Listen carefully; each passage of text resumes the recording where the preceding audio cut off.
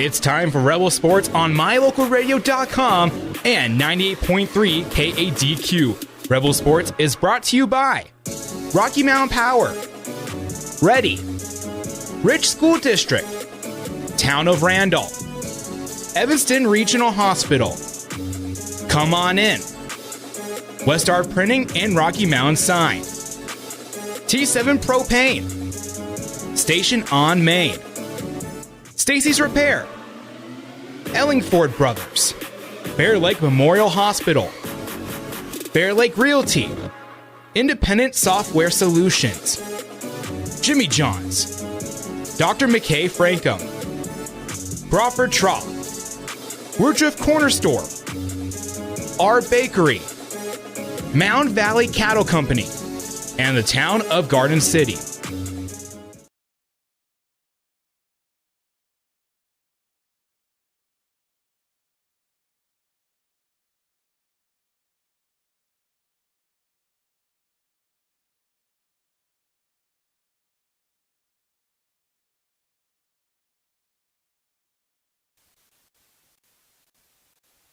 Welcome to all of our listeners for tuning in for day 2 of the Fossil Classic as the girls prepare to take on the Big Piney Punchers. And we welcome you to joining in to our Ellingford Brothers pregame show. We've got 11 minutes till tip-off, so we will go to a quick break when we come back.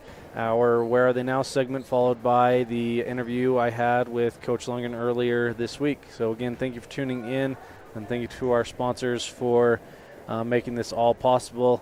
I'm Bradley Holmes, and Colin Pace is with me today. We're going to bring 4 games to you today, Big Piney boys and girls and Farson boys and girls later today. So we're excited to do that, and thanks again for tuning in. We'll be back after this. You're listening online at mylocalradio.com and on the air at 98.3 KDQ FM.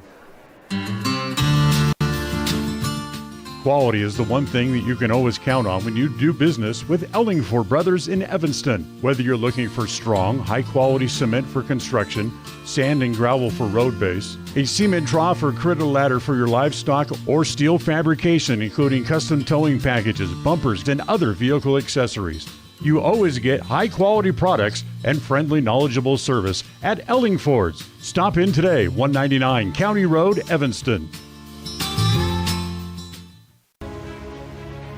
We know from experience that in rural America, people really care about 3 things: their faith, their money, and their high school sports, and not necessarily in that order. It's a race. Mendez in some space down the left wing. Steps into a shot. Mendez scores! Red Devils on top, 2-0 on the Heritage Auto of Evanston scoreboard. The 0-2 pitch. Swung on and missed.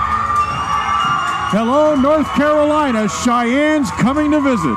The My Local Radio Sports Network covers high school sports in Utah, Idaho, and Wyoming, American Legion Baseball and high school rodeo in Utah, Idaho, and Wyoming.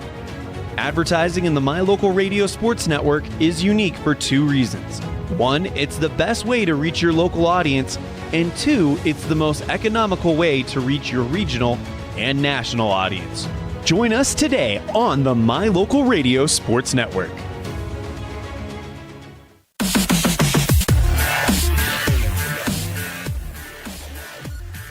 Every week during the fall. It was a tough season where a lot of lessons were learned, but it ended in such a good way of being on the upticks. Let's talk about volleyball this year and kind of the lessons that were learned from that. What was it like for you to be a coach for Rich in such a competitive league this year? Because, you know, Coach Waz and I talked a lot about it. I mean, you take Manila, for example, the years of not being one of the competitive ones in the region, and this year they great team. So what was it like for you from the time you were in high school to how it was this year when it was such a competitive field? You know, it's interesting because when I was in high school, they were always competitive. Maybe not so much in volleyball, but we always had a stronger region, I guess, mostly basketball. Volleyball was a little bit different. But so the fact that people were always like, oh, you know, Manila and these things, can't believe they're good. It didn't surprise me at all. You never overlooked them.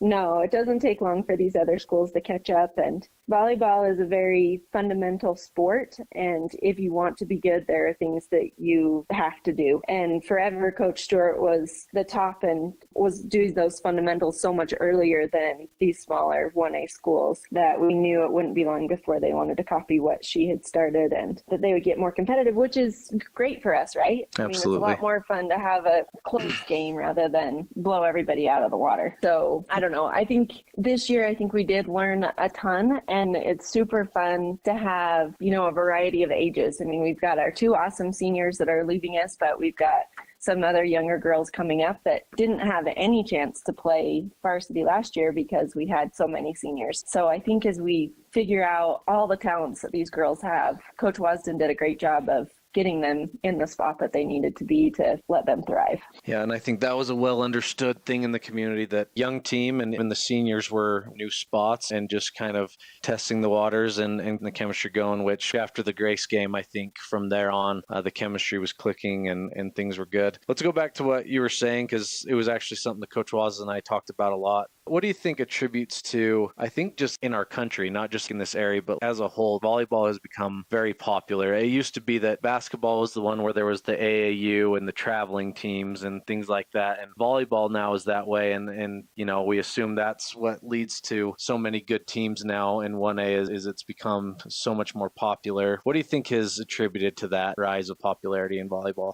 Well, I mean, if you look now, too, it's super popular with the young men. And I don't know, it's just such a different skill set even than basketball. It can be friendly to people with different talents. Even if you can't be the number 1 outside hitter, we still need people who can dig a ball. Even if you, can't set the ball, you could be the number 1 server. So it kind of plays around to different talents that kids might have. And it's just a fun environment. I mean, when you are out there with your team and cheering each other on, it's one of the best things. Even now as playing old lady volleyball, I don't know what you call it. Yeah. Anyways, it still is a super fun environment. Is it as competitive as what we used to play in high school? No, of course not. But it's just the camaraderie that I think people really enjoy about volleyball. And it's an easy sport to watch. You don't have to know a ton of rules to understand what's happening. It's just easier to get out there and play, I think. No, you're absolutely right. As you were saying that, I thought that is a great point. You compare football to basketball as well, and it's kind of the same thing of where kids who maybe would have to watch from the bench in basketball all the time excel in football because there's other jobs, just like you were saying. Yes. There's other things besides just scoring, and so that's a great thing to bring up. We're going to go to a break, and our final segment with Melinda is coming up, so tune in to our later games this weekend, and we'll be back.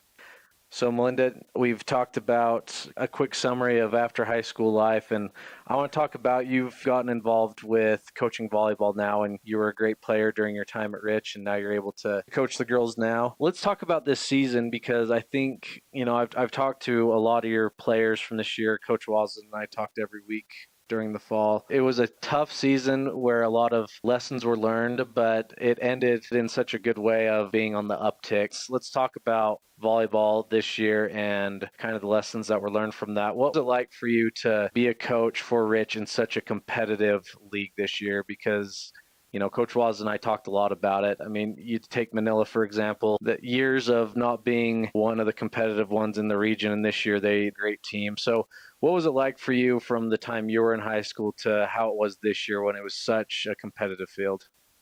It's interesting because when I was in high school, they were always competitive. Maybe not so much in volleyball, but we always had a stronger region, I guess, mostly basketball. Volleyball was a little bit different.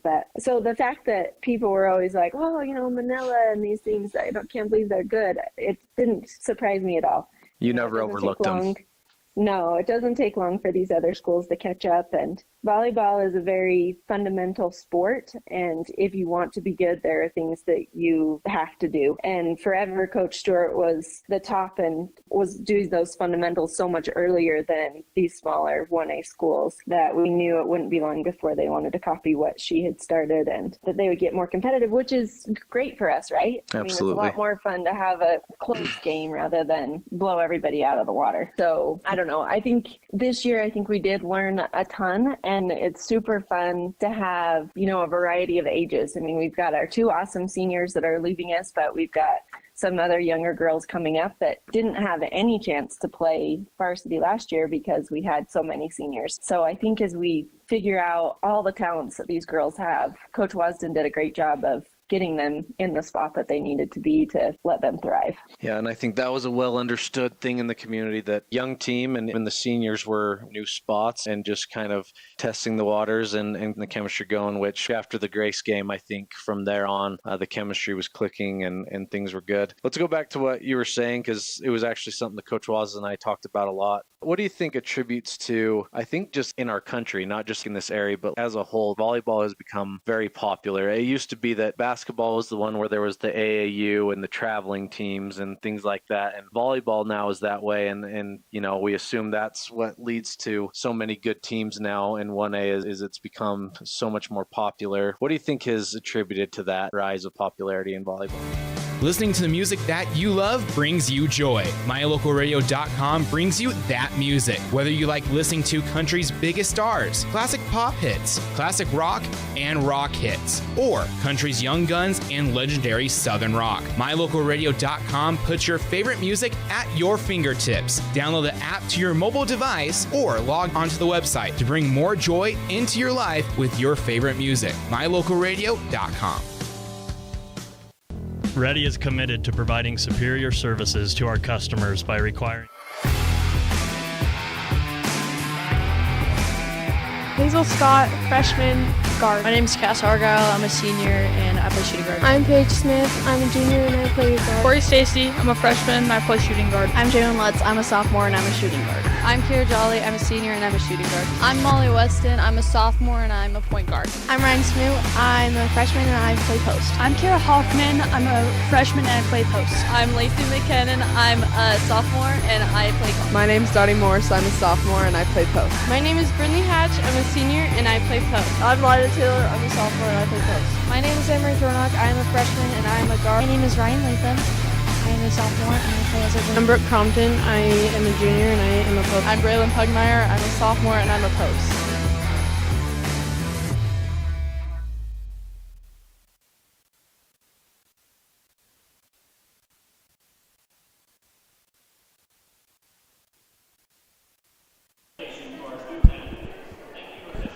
Welcome to all of our listeners out there. We are just getting ready to go here. We'll get our score reset from yesterday, but as I said before, the Lady Rebels looking to take on the Big Piney Punchers today as the Lady Rebels take the floor here, and we'll just get our hoping to have an accurate roster for the opposing team today. We'll see, but once again, a reminder for our schedule today. Right now, Rich versus Big Piney, followed by the boys versus Big Piney, and then later today at 4 o'clock, the girls will be taking on Farson, followed at 6 o'clock with the boys taking on Farson. So a full day of basketball coming your way today. So just to start off here, Bradley, looks like the starters for Big Piney is going to be Cody Green, number 1, number 3, Riker Goodman, number 10, Jacoby Hibbert, 22, and there's about 15 different numbers. We might have to just get a screenshot of the scorebook. Braylee Bailey, I think, is who that one is, 22. And 14 is Renee Wheeler. So the Rebels do get the tip, and Pugmire with the attempt at the basket, not able to finish there, and Big Piney gets the rebound going the other way, and that is number 10, Jacoby Hibbert, we think anyway. And a shot is up for Big Piney, and off the back iron, rebound and put back up by Big Piney, and they are able to draw first blood today and up 2-0 here early on in the first quarter. And starting for the Rebels is Weston, Smith, Jolly, Hatch, and Pugmire on the floor. And Jolly will take that three-pointer off the front iron and rebound going the other way. A very quick guard for Big Piney, and that is just off the mark in the corner of the rim there. Jolly able to get the rebound, gets it out to Weston quickly, who crosses the timeline, and we'll get things reset here as Smith tries to get the entry pass, but a good hustle play there by Big Piney. That was number 14, Renee Wheeler, and she knocked that one across, and the Punchers will keep possession right in front of their own bench, going the other direction. So definitely a defensive battle to start things out here as Big Piney does keep possession on their end of the floor, and they're going to work it around the perimeter and try to work it inside against this Rich Rebel defense who's been great so far this year. You know, and from what I've seen so far, the first 2 minutes of this game, Bradley, is Big Piney's out here to play today, and I don't think our girls have quite woke up yet. Yep, it'll be it's one of those things after a big win yesterday, a 5-point win versus Kemmerer. You hope that they are able to just jump right back into things as another jumper for the Punchers gives them a 4-0 lead so far here. Great entry pass there by Jolly, but Hatch not able to finish there at the rim. And Big Piney again able to get the rebound and down the floor quickly. And they feed it to the inside. Good entry pass. And the Punchers, just as you said, Colin, they are ready to play here 6-0 on the Lady Rebels, who I would say we are definitely favored in this matchup, but Big Piney here to play this morning. Yeah, they're just come out to play. They're in the passing lanes. Great pass there by Jolly to Pugmire underneath. Yeah, high post to low post there, and Rebels able to get on the board 6-2. And Rob, I'm not sure when the girls JV game will get over. I assume that's going on, but the Rebels only with 2 girls on the bench right now, which that's about as deep as Coach Lundgren's been going this year, but we'll see if that plays any impact. But I assume that girls JV game is just finishing up at another gym right now. And I once again flip-flopped our score, so let me fix that. Colin, you had to fix me on it via text yesterday. You're here with me in person, so thanks for catching that. Oh, I got a text there today, too, from Christopher Staples. So thanks, Christopher. Yeah, I'm glad I'm being kept in check. So Big Piney up 6-2 on the Rebels with 5 minutes to go. Good block there by Molly, and going the other direction. She gets it ahead to Paige Smith. Smith gets to the baseline and gets it to Hatch at the block, and she's fouled and will go to line shooting 2. I believe that foul is going to be called on Jacoby Hibbert, and Hibbert has 4 of the 6 points for Big Piney. That is her first team foul of the quarter, first foul of the game. Hatch's first is up and just rims out. So second foul shot coming up here for Hatch once again. Big Piney 6, Rich 2 with 4:56 to go here in the first quarter. Hatch's second is up and no good, and that will be knocked out of bounds by the Rebels, so the Punchers will get possession back going the other way. And Coach Lundgren putting his team into a full court press here, which has been very effective this year. We'll see how the Punchers handle the full court press, and they are able to break it as Hibbert gets it up the court quickly, down to the block, and back up to Hibbert at the top of the key, guarded by Weston. And they work it around the perimeter once again. They have it on the right wing, down to Hibbert to the right corner. She's going to dribble it out to the top of the key. And Colin, we talked about this a lot yesterday. No shot clock today, and that does have an effect. Pugmire, a good steal and drive there, and she's able to finish at the hole. 2-point game now as the Rebels starting to wake up here. And the 2 subs coming in for the Rebels as well at the next dead ball. Hibbert feeds it into the post. They go up with it, and they're going to get Jolly with the foul. She leaned in with her hands, not exactly straight up, so they're going to get her. And the Punchers will go to the line shooting 2. And I think that was a good call. He called the hit. The official called the hit on the, but Jolly also moved forward into that as she was jumping up, so he could have called it around the body also. So first foul shot is up and good, and at the line shooting is Cody Green. And so first of 2 is good, bringing the score 7-4. Next foul shot is up, and that rims in, and that is good as well. And in the meantime, the Rebels had 2 subs. Cass Argyle and Lacey McKinnon coming in for Hatch and Jolly. So for the Rebels, Weston, Pugmire, McKinnon, Smith, and Argyle into the game. And Argyle has it on the right wing. She's going to dribble it out, gets it to Smith on the left wing. Smith with a good drive and a jumper from around the foul line area, and that drops and is good. 8-6 still in favor of the Punchers. The Rebels stay in that full court press. Was that a foul, Colin, or was that just out? Just out of bounds. Okay. That was a great pull-up jumper there right at the free throw line by Paige Smith. But I was talking to Coach Lundgren before the game, and you're right. It's definitely a different game in Wyoming without the shot clock. Yep, Drake hit on it yesterday, how this week they practiced that, playing defense. You think about offensively is when you think it'll be different, but it's playing defense that it really hits you as you're playing a lot longer segments at a time. And so Big Piney looking to work their way in here, doing a lot of pick and rolls, and they're going to put one up, a hook shot, but that is rebounded, put back up.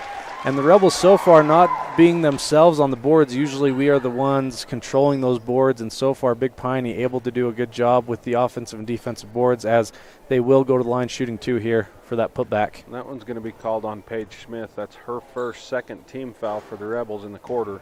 The first shot's missed there by, I believe that's Briley Bailey. So Bailey at the line, her second, and that one rims out as well, and that is knocked out by Big Piney. So the Rebels will get the ball back, looking to even this one up on this possession. And that's just the effort that Big Piney's putting out. I believe that's, I don't know, there's 3 14s on this roster, but the effort she put out just to tip that out of bounds. Great play there as Weston gets the entry pass into McKinnon. McKinnon goes up with a good strong move, is fouled, and she will go for the old-fashioned three-point play, which would give the Rebels the lead, as the score is now tied at 8 with 3:06 to go in the first quarter. Lacey's shot is up and good. Very good-looking shot there by Lacey. Is. Rebels now up 9-8. Big Piney trying to keep what's left of that momentum they started with as they work things across the perimeter. As they drive in, they have it at the high post, back to the left wing. A lot of driving and dishing, and this time off the hands of the Punchers, and the Rebels get the ball back going the other way. I think that press that Coach Lundgren's put on has kind of sped up the Punchers and caused a few turnovers. They played fast to begin with, but now they're trying to play a little faster to avoid that press. So Hibbert and Green both back in for the Punchers, which that is their 1-2 punch, no pun intended. And the Rebels looking to keep their momentum going as they work it around the perimeter. McKinnon gets it on the inside, but nothing doing. And Hibbert is a fast guard. Both times she's been able to get away from traffic, away from a fast-rich high team, and she gives her side the lead now, 10-9, with 2:24 to go in the first quarter. As Hibbert has 6 of the 9 points for the Punchers here in this first quarter. Weston gets to Argyle. Argyle with a wide-open look up top, and that just rims out. And there's the rebounding we've looked for from Pugmire, and she gets it back out to Argyle, who'll try once again, and it is off the back iron. This time rebounded by the Punchers, and Hibbert will take it the other direction. She picks up her dribble and gets it out to the right wing. She gets a nice screen there, but they're not able to get the pick and roll, and that is saved to the inside into the hands of Weston, and she gets it quickly across half court. And she will try to go all the way to the hole, and that will go off the back of the backboard and the other way with 1:40 to go here in the first quarter with Big Piney up 1. The Rebels are up 1, 10-9. Oh, excuse me, yep.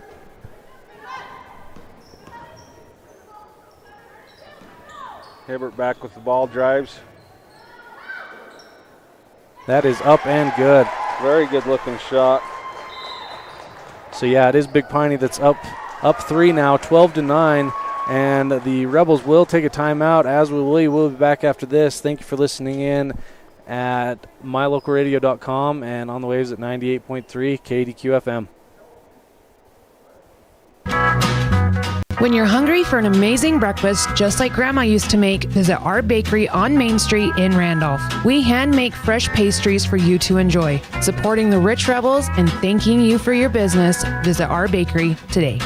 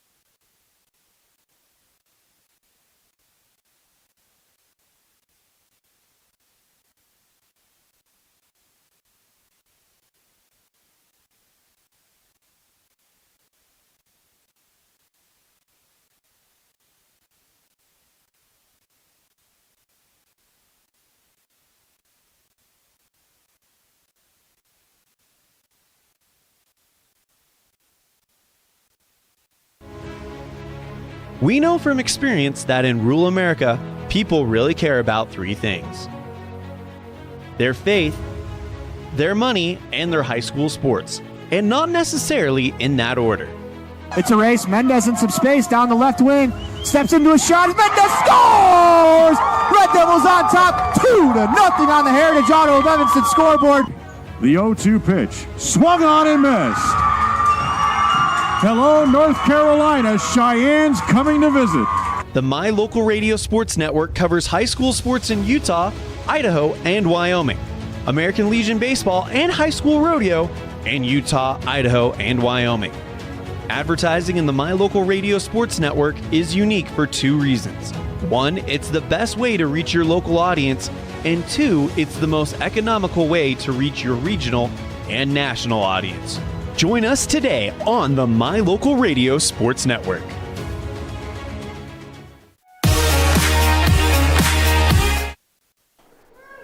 We are back. Thank you to Colin for getting us an accurate roster here. We are good to go now as Jolly has it on the left wing. She passes to Weston in the right corner, and that is stolen by Jones and up to White Rock. White Rock's going to take it across half court, guarded closely by Weston. She tries to get it back to Jones, but broken up by Weston, and then it'll be a scrum for the ball, and that'll be a jump ball between Jones and Smith, and that's going to stay right here in possession of the Punchers. And we do have to say we've been giving credit to Hibbert, but that is Micah Strong, number 10, that's been leading the Punchers. Green gets the inbound, passes it to Jones. Jones tries for the 2-footer, and that is off the mark, but rebounded by White Rock and back into the hands of Strong, then to Green on the right wing. Strong gets over to Bailey. Bailey with the short jumper, and that is no good, but Rebels need to start rebounding here as they've been out-rebounded so far here in the first half. And there is Bray with the much-needed rebound and going the other direction. She gets it across half court and passes off to Weston. Weston to Smith on the left wing. Smith gets it to Hatch in the corner, and the Rebels continue to try to feed the post from the corner spot, but the Punchers have locked that down so far in this game. But the Rebels keep possession, and Jolly will be the inbounder here.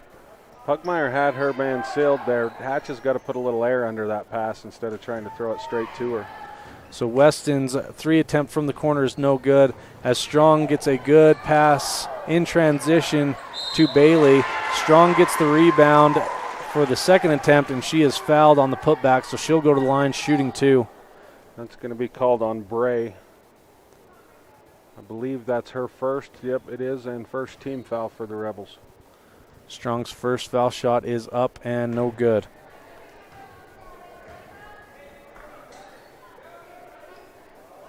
So I think Colin, the Rebels just need to reassess and calm things down here. Only a 3-point game. Certainly nothing out of hand at this point, but rebounding has to be a key here as the Punchers just got another offensive rebound from their point guard, White Rock. White Rock passes it to Bailey. Bailey to Strong. She's on the left wing. And they're going to call an offensive foul, I believe, against Bailey. Yep, number 22. That is Briley Bailey. Fouled Weston on the play. So the Rebels do get the ball back with 6:37 to go here in the first half, looking to get some momentum, get some chemistry going out there on the floor. Jolly has it on the left wing, back to Weston. Weston gets an entry pass to Pugmire. Pugmire puts it up, but that is tipped and rebounded by Cody Green. Green gets it up to Strong. Strong with the jumper, and that is off the front rim and into the hands. Rebounded by Pugmire. Pugmire gets it up to Weston, who gets it to Smith on the left wing. Smith drives in and then kicks it back out to Jolly. Jolly for 3 from the right wing, and that is good, and a much-needed 3 to lock things up at 14. And it's good ball movement by the Rebels there, and finds an open Jolly, and she knocks down the tray. Once again, I know we've mentioned the shot clock plenty of times, but why not? If you don't have the shot clock, just work around, be patient, and wait for that shot just like they did. To play defense for over 35 seconds is tough. It is like tough. Drake was saying yesterday. So just make them work and find the open shot. Don't force anything. Weston passes over to Smith, who passes to Pugmire on the baseline. She attempts a jumper, and that is no good, and rebounded by Strong, and Strong is going to bring that across half court and slow things down. She passes to Green on the left wing. Green to Bailey. Bailey takes a pump fake and drives, and that is no good, and rebounded by Brinley Hatch. And Hatch will pass that up to Smith in transition. They pass it back up to Jolly, then to Smith. Smith to Hatch. Hatch is at the high post. She kicks it back out to Jolly. Jolly for three, and that is off the mark this time, and will go out of bounds in back to the possession of the Punchers. So we have 32, Joda Banks, 42, Chelsea Wright. Who was the third one that came in? Number 5 right here. Number 5, Lizzie Brandt checking in for the Punchers. So 3 new faces for the Punchers right here as Strong brings it across half court. We're still tied up at 14 with 4:55 to go in the first half. Strong drives to baseline. Stopped there by Weston. Good defense there as it is tipped back into the hands of Weston. She gets it across half court. Kicks it out to Jolly to the left wing.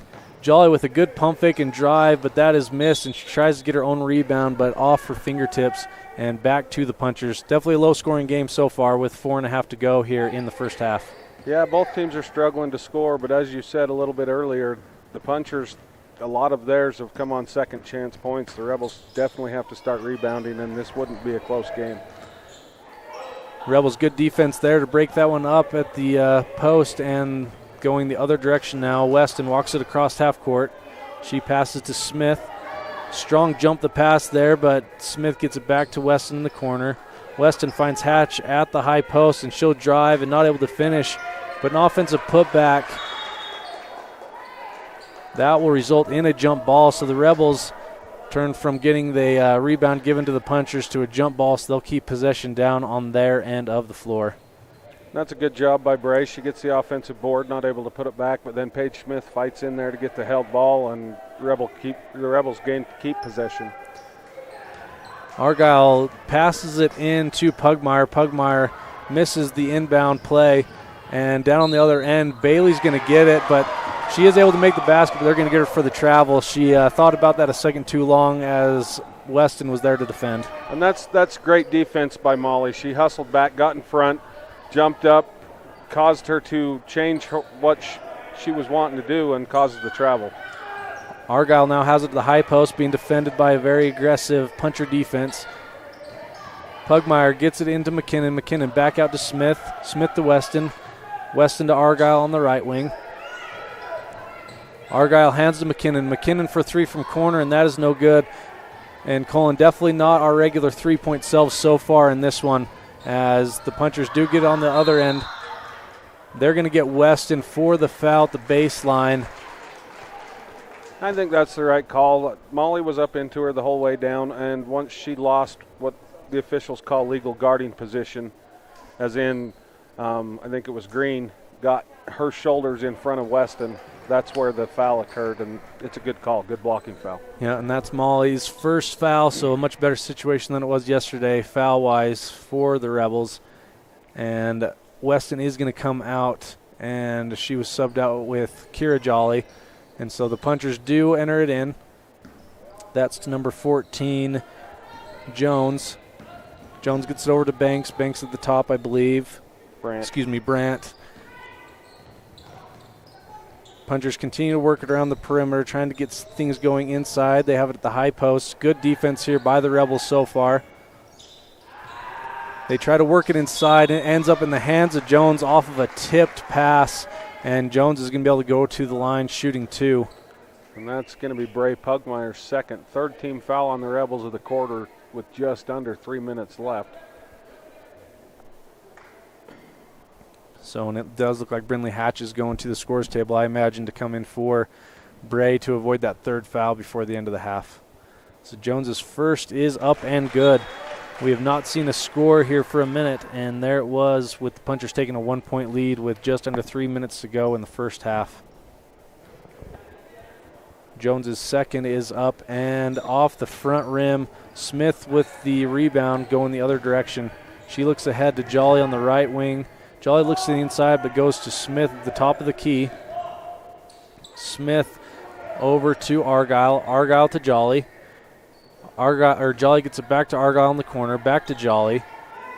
That pass is tipped, but then back to Jolly, who gets it into Hatch. Great ball movement by the Rebels as McKinnon tries for a 3 from the right wing, and that is no good, and rebounded by the Punchers, who get it out ahead. They're going to try to make things happen on this possession. Green with the long 3, and that is off the back iron and rebounded by McKinnon. She tries to get it out on the Punchers, ends up in their hands, but another missed shot attempt, this time rebounded by the Rebels as Page gets it ahead to Argyle. Argyle skip passes it over to Jolly. Jolly for 3, that rims out. Great rebound for Paige Smith. She comes flying in and takes it away from the Punchers. Again, she does. After her missed shot, she gets another rebound, kicks it out to McKinnon in the corner. McKinnon with the drive, and she's going to be fouled. And Big Piney's coach does not like that one. And McKinnon will go to the line shooting 2 with under 2 minutes to go here in the first half. And there's your special warnings out there calling it, Colin. On it's an administrative warning for the coach, and we saw one of those against Mountain View, I believe, in the boys game. Yeah. What it is an official doesn't really want to call an unsporting technical on a coach for an action, and he did. He had a pretty good reaction. Yes, he did. McKinnon's first foul shot is up and good. And so the official's just warning him, hey, look, be a little more sportsmanlike and control yourself a little bit. I do love the emotion, though, and so I like that. I like that you're not going to get punished for your emotions the first time. You get a little bit of a reset. Yeah. Kind of like the sideline warning in football sometimes, I guess. Yeah. And, he's just advocating for his players, but all the official's saying is, there's a way to do it. And so Big Piney will take a timeout here. We've got 1:51 to go here. A good competitive first half. Maybe not expected so close here in the first half, but we'll take it. Thank you for tuning in online at mylocalradio.com and listening in at 98.3 KDQ FM. Supporting local schools, Eddie and Todd Jensen, owners of Mound Valley Cattle Company, know when it comes to buying and selling cattle, you count on the best. Mound Valley Cattle Company, serving Utah, Idaho, and Wyoming. 208-339-0614. That's 208-339-0614.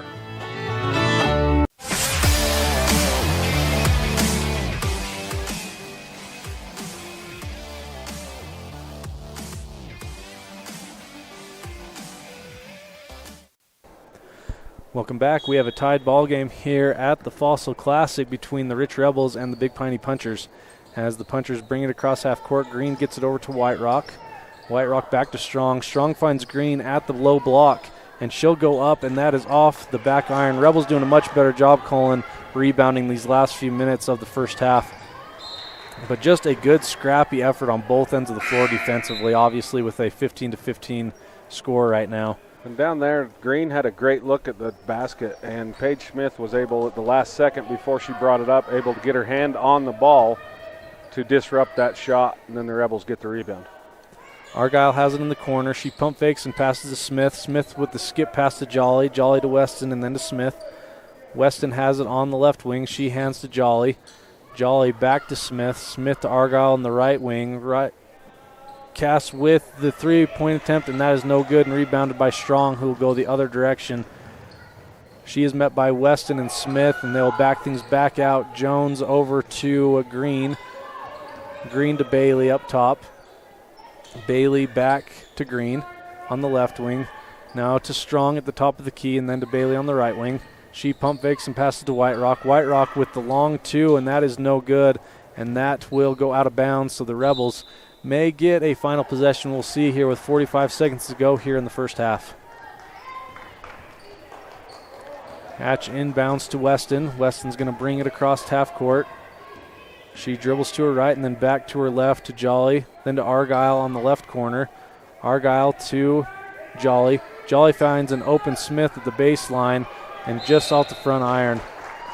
We're getting the open looks, Colin, but we're just not getting them to fall as we usually do, and that's basketball for you. It's part of the game. And I personally, basketball's changed since I played Bradley, but I personally like that last look better because Paige is cutting in between that zone and finding an open spot rather than settling for that open three. Well, and that's what I was thinking too. That shot's going to fall later this game, so keep looking for that to come back to. White Rock passes to Strong to Jones. Jones feeds Green on the inside, and that is up and no good, but rebounded by Strong and brought back up to the top of the key. Strong passed it over to Green. Green finds an open Jones at the foul line. That was Bailey. Missed, but rebounded again by White Rock. Strong puts it up at the buzzer, and that is no good. So we're going to end the first half with a score of 15-15. We'll be back after this with our halftime show. Thank you for tuning in. We'll work on getting some stats from the scores table, and we'll go over those along with our Standout Student segment. Thank you for tuning in online at mylocalradio.com and listening in at 98.3 KDQ FM. We'll be back after these break for our sponsors. We offer rebates on energy-saving products and equipment for our customers. For example, your home's heating and air conditioning system draws significant amount of electricity during certain times of the year. We offer cash back for heat pumps, which use energy-efficient technology to heat and cool your home.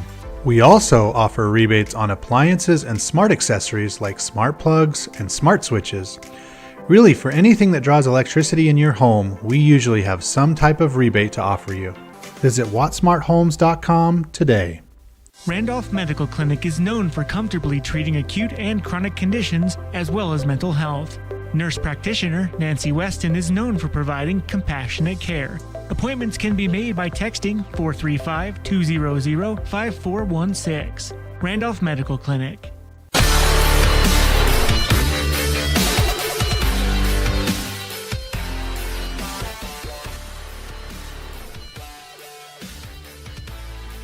Tess, we're back, and we've been talking a lot about cheerleading. Let's transition to how your school year's going. Let's start back to, it was just a few years ago that obviously your family is well-rooted in the Rich County and Bear Lake Valley, so it's not like you moved somewhere totally new, but what was it like for you coming back, I guess, from Evanston to Rich just a few years ago? Honestly, Rich is a lot harder, like, school-wise. Mm-hmm. I mean, I didn't play sports at all in Evanston. I did, like, some travel teams, and I did gymnastics for a long time, but you couldn't do school sports until 7th grade, and that's when I moved. So sports-wise, it was a really big culture shock. But even school-wise, the lowest grade I had in Evanston was an A-, and that was for, like, a week. And now Yeah. I'm, like, struggling every day in my classes, which is good. Yeah, so you feel a bigger challenge here, and it's something that you like to have happen. Yeah. Were you excited for the move back to Rich? Like I say, it wasn't a foreign place by any means, but were you excited when your dad got the coaching job and you found out you were heading back? I had mixed feelings. I was leaving a lot of friends, like a lot of opportunity, because I was probably going to be like on the dance team and like maybe speech and debate because they have a lot of options there. But bigger school. I don't know. I was not as heartbroken as Brady was. I mean, he made an R out of Legos and smashed it with a hammer and all of these things. I'm glad I know that story now that I can bring that up with him. Oh, yeah. On Minecraft, he built an R out of TNT and blew it up. Oh, that's funny. Yeah, there's a lot of stories. That's hilarious. Talk to me about the community. You're from Woodruff, Rich County. Like, how does it feel to live in such a tight-knit community like you do now? I love it. I love knowing everyone. In Evanston, I knew the people in my grade, but I didn't ever talk to or like even see anyone in other grades.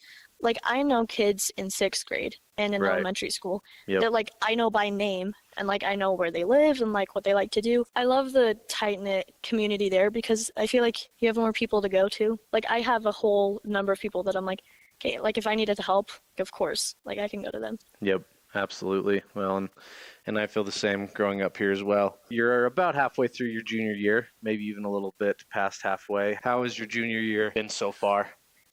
Because you do a lot of college classes your junior year. And I started out, because everyone says it's awful and it's the worst year. And I'm like, okay, whatever. In the first 2 weeks, I was like, they're such liars. This is great. It's not even bad. I get it now. It's starting to sink in. I get it. Oh, yeah. So you're doing the concurrent enrollment classes? Yeah, I'll probably get my associates. Good. What are you in this semester? This semester I have History 1700, my first period, and then I have a nutrition class and PE in the same period. And then I go to a music class, and then I have my high school classes. Well, that's awesome. Well, that's going to segue us into our last segment coming up. We're going to talk about what Tuscarora has on the horizon after high school. So tune in to our next game. We'll be talking again with Tess, and we'll be back after this.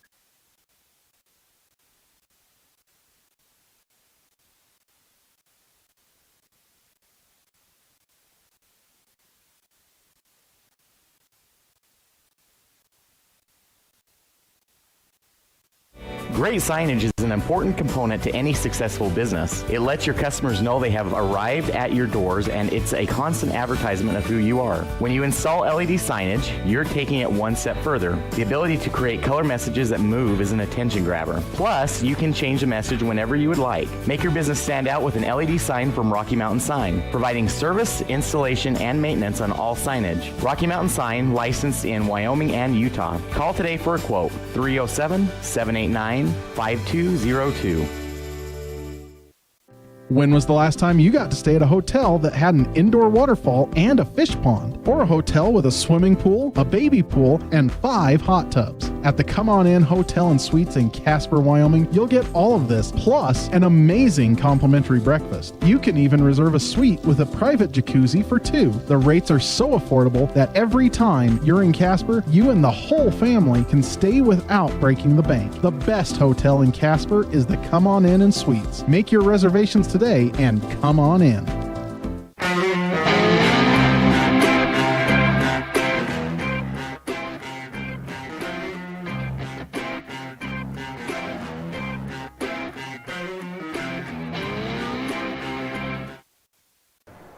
Welcome back to our listeners. We have a tied game here at halftime. Very low-scoring game, 15-15 if you're into that kind of thing. Defensive games, you'll be enjoying this. If it's one for points, you're hoping for a much more productive second half. Colin, let's go through our stat line for both teams so far here in the first half. It won't take long, but let's go over it definitely won't take very long. But on the puncher side, you got Cody Green with 4, Jolynn Jones with 1, Briley Bailey with 4, and leading the way for the punchers is Micah Strong with 6. And those all happened in the first quarter, I think, for her. Seems like it anyway. I believe you are correct. On the Rebels side, you have Kiera Jolly, who hit that 3 there in the second quarter to tie it up 14-14. Paige Smith with 2, Braylon Pugmire with 4, Lacey McKinnon with 4, and Cass Argyle with 2. So not much scoring going on so far, but it's a competitive game. Both teams are struggling to score. Right. So both teams obviously playing defense well. That's the high point. The low points for, we'll just talk about the Rebels, definitely need the rebound and to score more. So our typical rebounders aren't doing what they usually do in rebounding. Our typical scorers, like Molly, she hasn't gotten on the score sheet yet. We're going to need more out of her the second half. And the passing's been great, Colin. Like we were saying, we've had some good looks, just not able to finish quite yet. And so I'm sure Coach Lundgren is making some adjustments there to come out of the half, able to put some more points on the board. And hopefully, I mean, this Rich Rebel team's done such a great job for the putbacks off offensive rebounds. So if they're able to get that going as well, things could start going our way quite quickly here in the second half. So we'll go to break. Thank you for tuning in to the Station on Main halftime show. We'll be back after this. We are just 2.5 minutes away from the start of the second half. This should be a good one, and we'll be back after this. Great signage is an important component to any successful business. It lets your customers know they have arrived at your doors, and it's a constant advertisement of who you are. When you install LED signage, you're taking it one step further. The ability to create color messages that move is an attention grabber. Plus, you can change the message whenever you would like. Make your business stand out with an LED sign from Rocky Mountain Sign, providing service, installation, and maintenance on all signage. Rocky Mountain Sign, licensed in Wyoming and Utah. Call today for a quote, 307-789-5202. When was the last time you got to stay at a hotel that had an indoor waterfall and a fish pond? Or a hotel with a swimming pool, a baby pool, and 5 hot tubs? At the Come On In Hotel and Suites in Casper, Wyoming, you'll get all of this, plus an amazing complimentary breakfast. You can even reserve a suite with a private jacuzzi for 2. The rates are so affordable that every time you're in Casper, you and the whole family can stay without breaking the bank. The best hotel in Casper is the Come On In and Suites. Make your reservations today and come on in.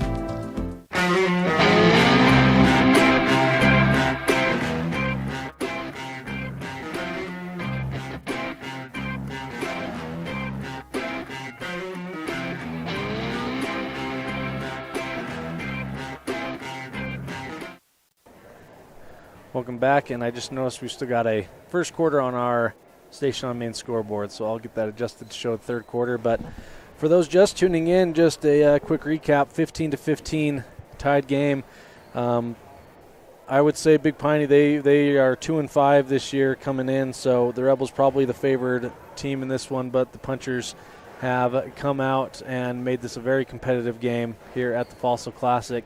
And just a reminder, directly following this game, the boys will be playing both the Rebels and Big Piney, same matchup following this one. We have 2 doubleheaders today. Later on, same setup with Farson at 4:30 and 6. So tune in throughout today. Thanks for joining us on mylocalradio.com and 98.3 KDQ FM.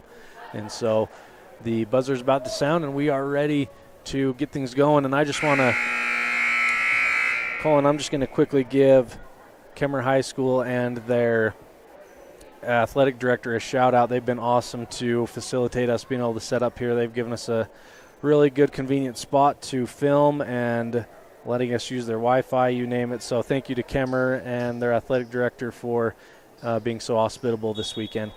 And so here we go with the start of the half. Big Piney will get the ball to start out with Green inbounding to Strong. You know, one thing I'd like to add to what you said before break, Bradley, you talked about the Rebels and they need to get on the boards. Most of Big Piney's points also come off fast breaks, so transition defense needs to pick up just a little bit, in my opinion. Absolutely. And so Strong does get an entry pass into Green, but is off her foot and into the hands of Weston, and they're going to get Strong with the foul there. Strong is going to be called for that foul as Bradley has to step away for just 1 second here. So that's going to be the first team foul in the quarter as Paige Smith puts up a 3. That's rebounded there by Bailey as she tries to go coast to coast. And she is going to get called for a travel as she tries to split that double team there between Jolly and Smith. They were both set up. They didn't move, and she took an extra step. So as Weston brings the ball across the timeline, she looks, gives to Jolly. Jolly to Hatch at the free throw line. Hatch off back rim and miss. Paige Smith with the offensive board. She passes up top to Jolly, looks at the three-pointer, back up top to Weston. Weston yo-yos up top, picks up Smith on the right side. Smith picked up there by White Rock. Down to Weston, back to Smith. Smith to Braylon underneath, or free throw line. She tries to get it to Hatch underneath, and that's going to be stolen there by the Punchers as they get it back across the timeline as Strong picks up the ball there. She yo-yos up top. She's picked up by Weston. Pull up my roster here.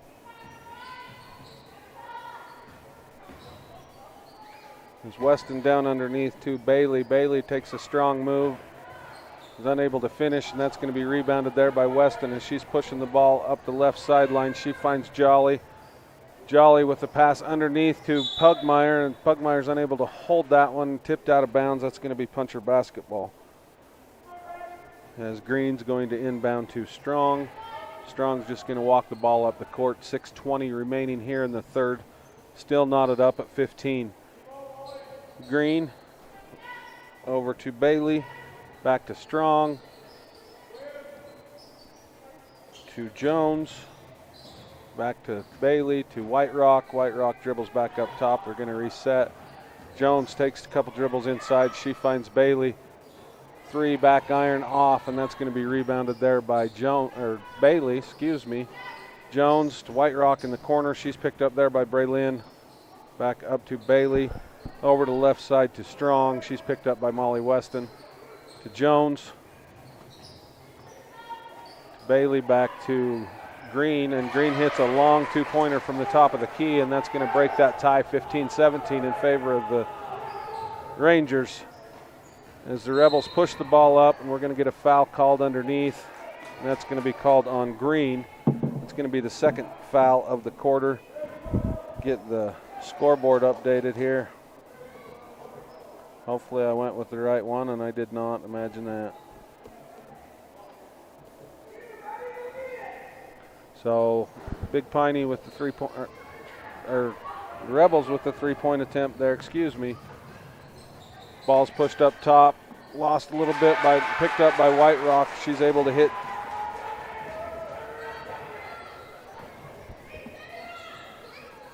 As Smith in the corner, and she is going to travel. That's great defense there by White Rock, causing that turnover. Bailey to inbound to Strong. Strong's going to walk the ball up. She's going to be picked up at the timeline by Molly Weston. Over to White Rock. She's picked up by Jolly. She tries to go underneath, and that's going to be a foul on Braylin Pugmire, and that's going to be her third. That's not a good sign for the Rebels, as we finally have some players on the bench for the Rebels. The scoreboard only has 2 on Braylin, so maybe I missed one somewhere. That inbounds pass stolen by Paige Smith as she pushes up, pulls back up, finds Molly Weston, top of the key, back to Smith, looking underneath the Pugmire, back up top to Weston. Jolly, Hatch at the free throw line, back to Weston for 3. Off back rim and out, and that's going to be rebounded there by Bailey, and she's going to pass up to Strong. Great defense there by Jolly. She beat her to the spot and just sat there, changed that shot definitely, but Punchers were able to get the offensive rebound, but that ball was blocked and out of bounds by Pugmire. Strong to inbound under the basket. She finds Jones up top. Jones, couple dribbles, passes over to Bailey. Bailey with one dribble into the key, pulls up, and that's going to hit right iron and off. Jolly gets the defensive rebound, pushes up to the right side to Smith. Smith makes a good move in the middle, little pull-up jumper off back rim and out. Strong with the rebound up to Bailey, back to Strong. And she tries to find Bailey underneath, and that's going to be stolen by Hatch. And Coach Lundgren's telling the Rebels to slow down as we have a few subs coming in. 19-15 on the scoreboard in favor of the Punchers. Jolly for 3, right side, and that's good as Jolly brings the Rebels back within 1 as the Punchers push it up. Strong pulls it back out and resets. Over to Green. Jones with the long jumper. That's off, rebounded there by Hatch. She's going to find Weston. She's going to push up the right side to Paige Smith. Paige holds up, dribbles to the wing, back up top to Molly. Jolly looking underneath to Hatch. She instead finds Smith at the free throw line, back up top to Molly. She finds Hatch at the left free throw elbow. Jolly with a step inside, hits the 2, puts the Rebels up by 1, 19-18, or 18-19, excuse me. That ball's thrown out of bounds, but it's going to stay with the Punchers as we get Cass Argyle and Lacey McKinnon back in for Pugmire and Smith. And we have Wright and Banks checking back in for the Punchers. Thanks for filling in for me, Colin, while I had to hop off for a split second. But good few possessions for Kira Jolly, right? I mean, it was. But definitely a back and forth match right now as Weston gets it back to Argyle on the left wing. Back to Weston. Weston going to try for 3 from the corner, and that is off the mark as well. But there's a good offensive rebound from Hatch. Weston tries for 3 again, and this time it bounces off as well. Big Piney rebounds and goes the other direction. And right now the Rebels just holding on to that 1-point lead with 2:15 to go in the third quarter. Big Piney wanting a score here to hopefully take the lead before the end of the half, but Rebels trying to prevent that from happening, and Weston's going to get the foul on that drive from Jones, and she'll go to the line shooting 2. Molly doesn't like that call, but I got to agree with that, Bradley. The left hand was down low in the back of Jones there, I believe. Yeah, Jones. She was clean up top. Does any high school player think that they was on them? No, but speaking from experience for you. Exactly. But a lot of players don't realize where that other hand is placed. Right. They're clean up top. Yep. But that other hand's usually in the back of the player. That's and what they're looking at. Exactly. So. Well, and I think Coach Pugmire's explaining that exact thing right now. So the first foul shot is up and no good.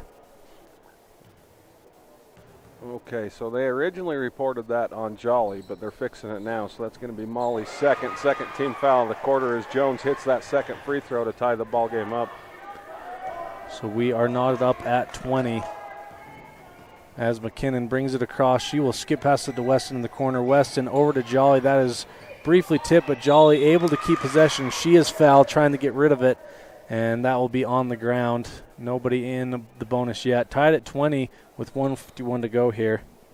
That's going to be called on number 5, Brandt. Her first, third team foul on the punchers for the quarter.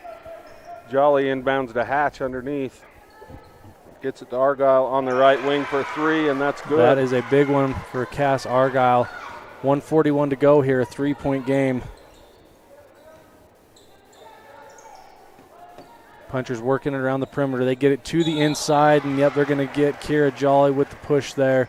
And once again, will be on the ground, so the punchers will take it underneath here for the inbound. That's going to be Kira's second, third team foul on the Rebels this quarter. So Hatch and Weston come out. Smith and Pugmire come in for the Rebels, and also Bailey checks in for the punchers. As Banks takes a seat for the punchers. Gets a little breather. 1:33 to go in the third quarter. Still a low-scoring game, 23-20. Bailey's pass temporarily blocked by Pugmire, but punchers able to keep possession here. Bailey looking to the inside. She gets it to Green on the left wing. Green to Strong. Strong thinks about it, but she'll dribble to her right and gets it back up top over to Green. The attempted pass to Strong gets tipped away by Pugmire, and Pugmire is going to take it to the other direction. Minute to go in the third quarter. Argyle with the ball on the wing. Over to Smith, then to Jolly. Jolly for another 3, and that is good. She's having a great game. And that is a big one to make it a 6-point deficit in favor of the Rebels. By my count, that's 7 points for Jolly this quarter. Just in the last few minutes, too. Jolly, good aggressive defense there, and she gets it ahead to Argyle, and Argyle is fouled just across half court. And Dottie Morris looking to come in for the Rebels. And that's going to be called on Brandt. That's her second, fourth team foul of the quarter. Dottie checks in for Pugmire. We're having a discussion at the table here.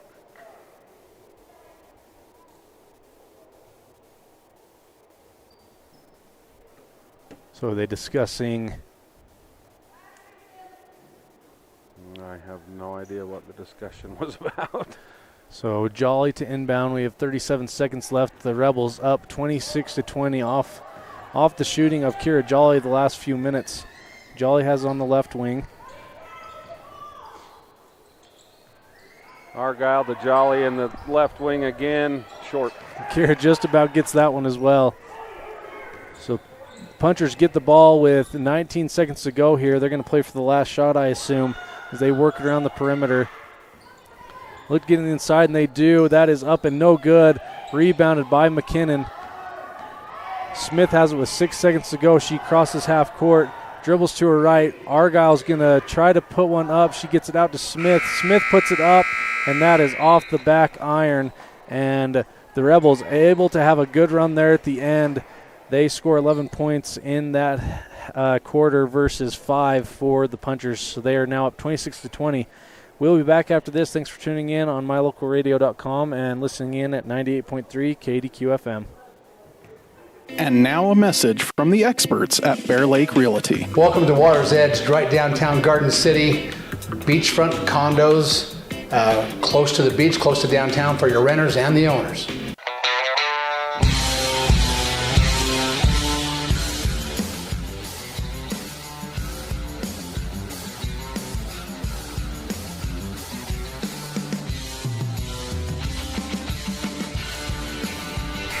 Welcome back. This is our third quarter Bear Lake Realty fan cam. Colin getting creative with the camera, putting it over the edge. It's very daring.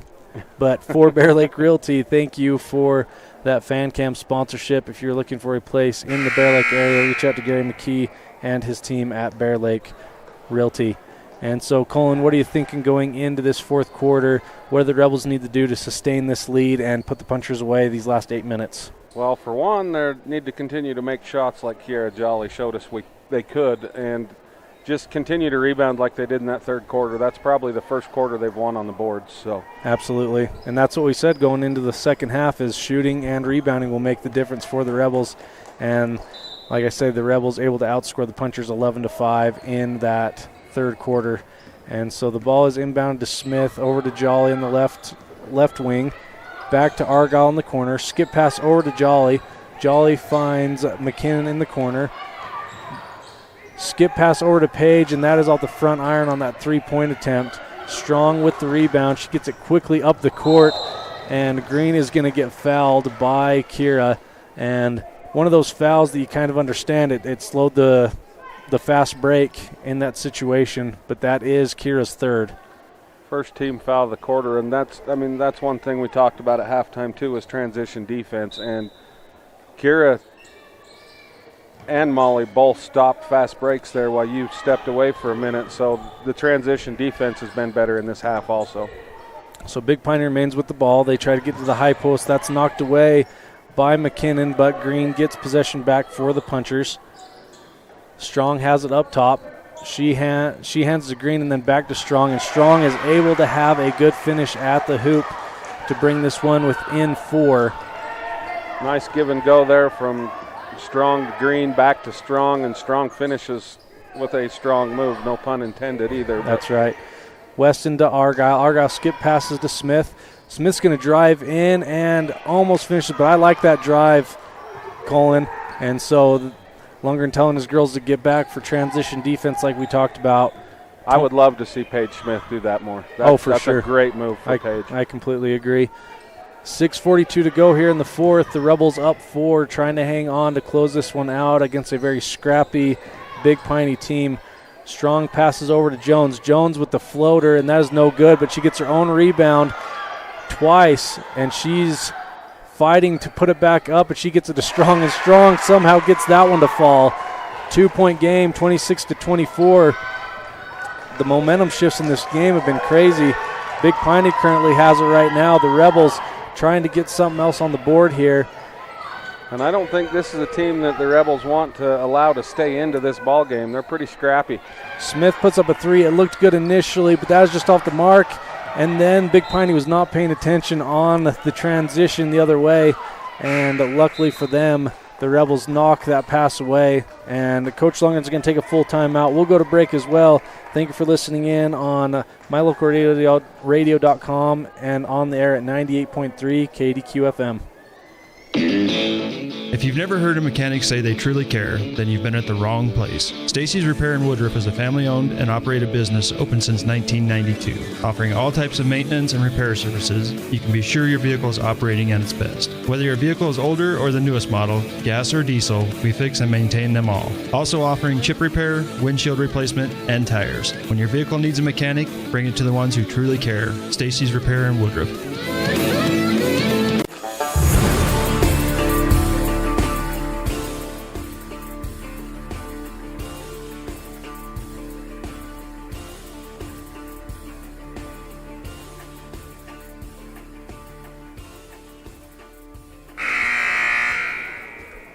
We are back. 2-point game.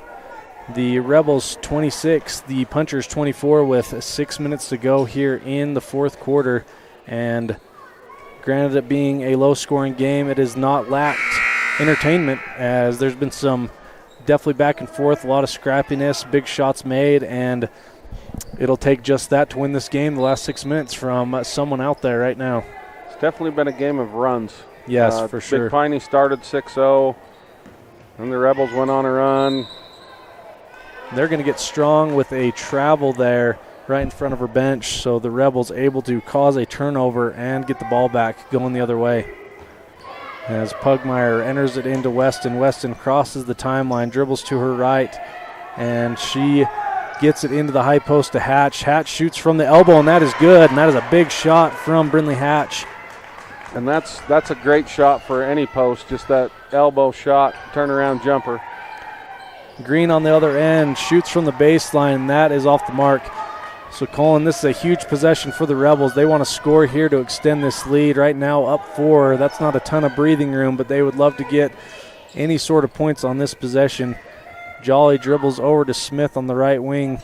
Smith to Hatch, back to Smith, then to Jolly. Jolly finds Weston. Weston for 3 from the corner, and there is that shot she's been waiting for, and it couldn't have come at a better time. 31-24 now for the Rebels with 5 minutes to go here. Great ball movement there by the Rebels to find Molly open in the corner, too. Well, like we've said, Rob, the ball movement's been there all game. We just have not gotten the shots to fall, but this half they have been doing that. And so now it is the Punchers' turn to try to get a run going here and get back in this thing, but the Rebels, as they have been all game long, playing great lockdown defense, and Weston gets the rebound there off that missed shot, and she takes it across the timeline with 4.5 to go in the game. She dribbles to her left, gets it to Jolly on the left wing, back to Smith up top. Smith passes to Jolly. Jolly's going to go for 3, and that is in. What is that for today, Colin? I think that's 3 threes because she did have one long two-pointer, as Big Piney wants a timeout here. So 2 big threes for the Rebels to give them a 10-point lead. We were just saying a 4-point lead wasn't a lot of breathing room, and the Rebels took care of that. And so we will see if they'll hang on and close this one out now with 4:17 to go. And this is just a 30, so if you want to stay here. Yeah, we'll stay right here. Thank you for tuning in. I've said this a few times, but coming up after this, the boys will be taking on the Big Piney boys following this game. It is our first back-to-back of 2 back-to-backs today. Later on today at 4:30 and 6, the Lady Rebels and the boys will take on Farson. And so this one has been a good one for those that have tuned in on this Saturday afternoon. And the Rebels now up 10 with just over 4 minutes to go here in the fourth. The Lady Rebels come out of halftime and started playing their basketball instead of letting Big Piney dictate the tempo. Because that's exactly what was happening. Big Piney was having their way with the possessions and things, and the Rebels, on the backs of much better shooting led by Kira Jolly, have been able to extend this lead. And now Big Piney has to be the aggressor here, which the Rebels have them right where they want them, I'm sure. But they're not going away quietly as Bailey puts that one in, a floater on the baseline. The Rebels now up 8 as Jolly skip passes it to Smith. Smith back to Weston. Weston back to Smith in the corner. Smith drives baseline, finds Hatch in the corner. I think Hatch thought about the 3 for a minute and then drove, and that's what caused that travel to happen right there in the corner. And shuffled her feet before she put the ball down. Good call there by the official. And so still a very interesting game here as Green has it on the left wing. They get it back to Strong at the top. Strong finds Green at the post. Green puts it up from that post, and that just is off the mark, but rebounded by the Punchers. Bailey puts one up, and this time rebounded by Weston, and she's going to go the other direction. 3.5 to go here in the fourth. Jolly has it on the right wing, feeds it into Pugmire. Pugmire being double-teamed underneath. They're going to call Bray with the travel there. A lot of contact on both sides, and she goes down, so they're going to call a travel and give the ball to the Punchers with 3:16 to go in the fourth. And that, as an official, that one's tough because Green loses her shoe, ends up going to the floor. Bray trips over. Was it really illegal contact? Not so much. But then Bray got rid of the ball, and before she fell, I think the official just wanted to get that one move on. Correct. And so the Punchers back into it, and Strong skip passes over to Green on the right wing. Green enters in at the foul line. Back to Bailey on the left wing, guarded by Jolly. 2:48 to go here. The Punchers trying to find an open look. The Rebels playing a very tight man-to-man here. Tipped away by Jolly, and she's able to get the rebound and passes it ahead to Smith. Smith gets it across. 3-on-2 situation for the Rebels, and Smith, a great finish at the rim to get the Rebels back up by 10 with 2.5 to go here. It's a good, hard, strong finish by Smith there. And so Big Piney will take a timeout. We'll go to a break here. The Rebels up 10 with 2:23 to go in the game. Thank you for listening in at 98.3 KDQFM and online at mylocalradio.com. Reach a dedicated hometown, regional, and worldwide audience. Dive into the action with My Local Rodeo. Our high school rodeo broadcasts are the heart of the community, drawing families and fans who love to support local businesses. From prime advertising spots to exclusive sponsorships, your businesses can shine in the spotlight. Don't miss out. Contact us today and saddle up for an unbeatable advertising opportunity. My Local Rodeo, where your business becomes part of the excitement.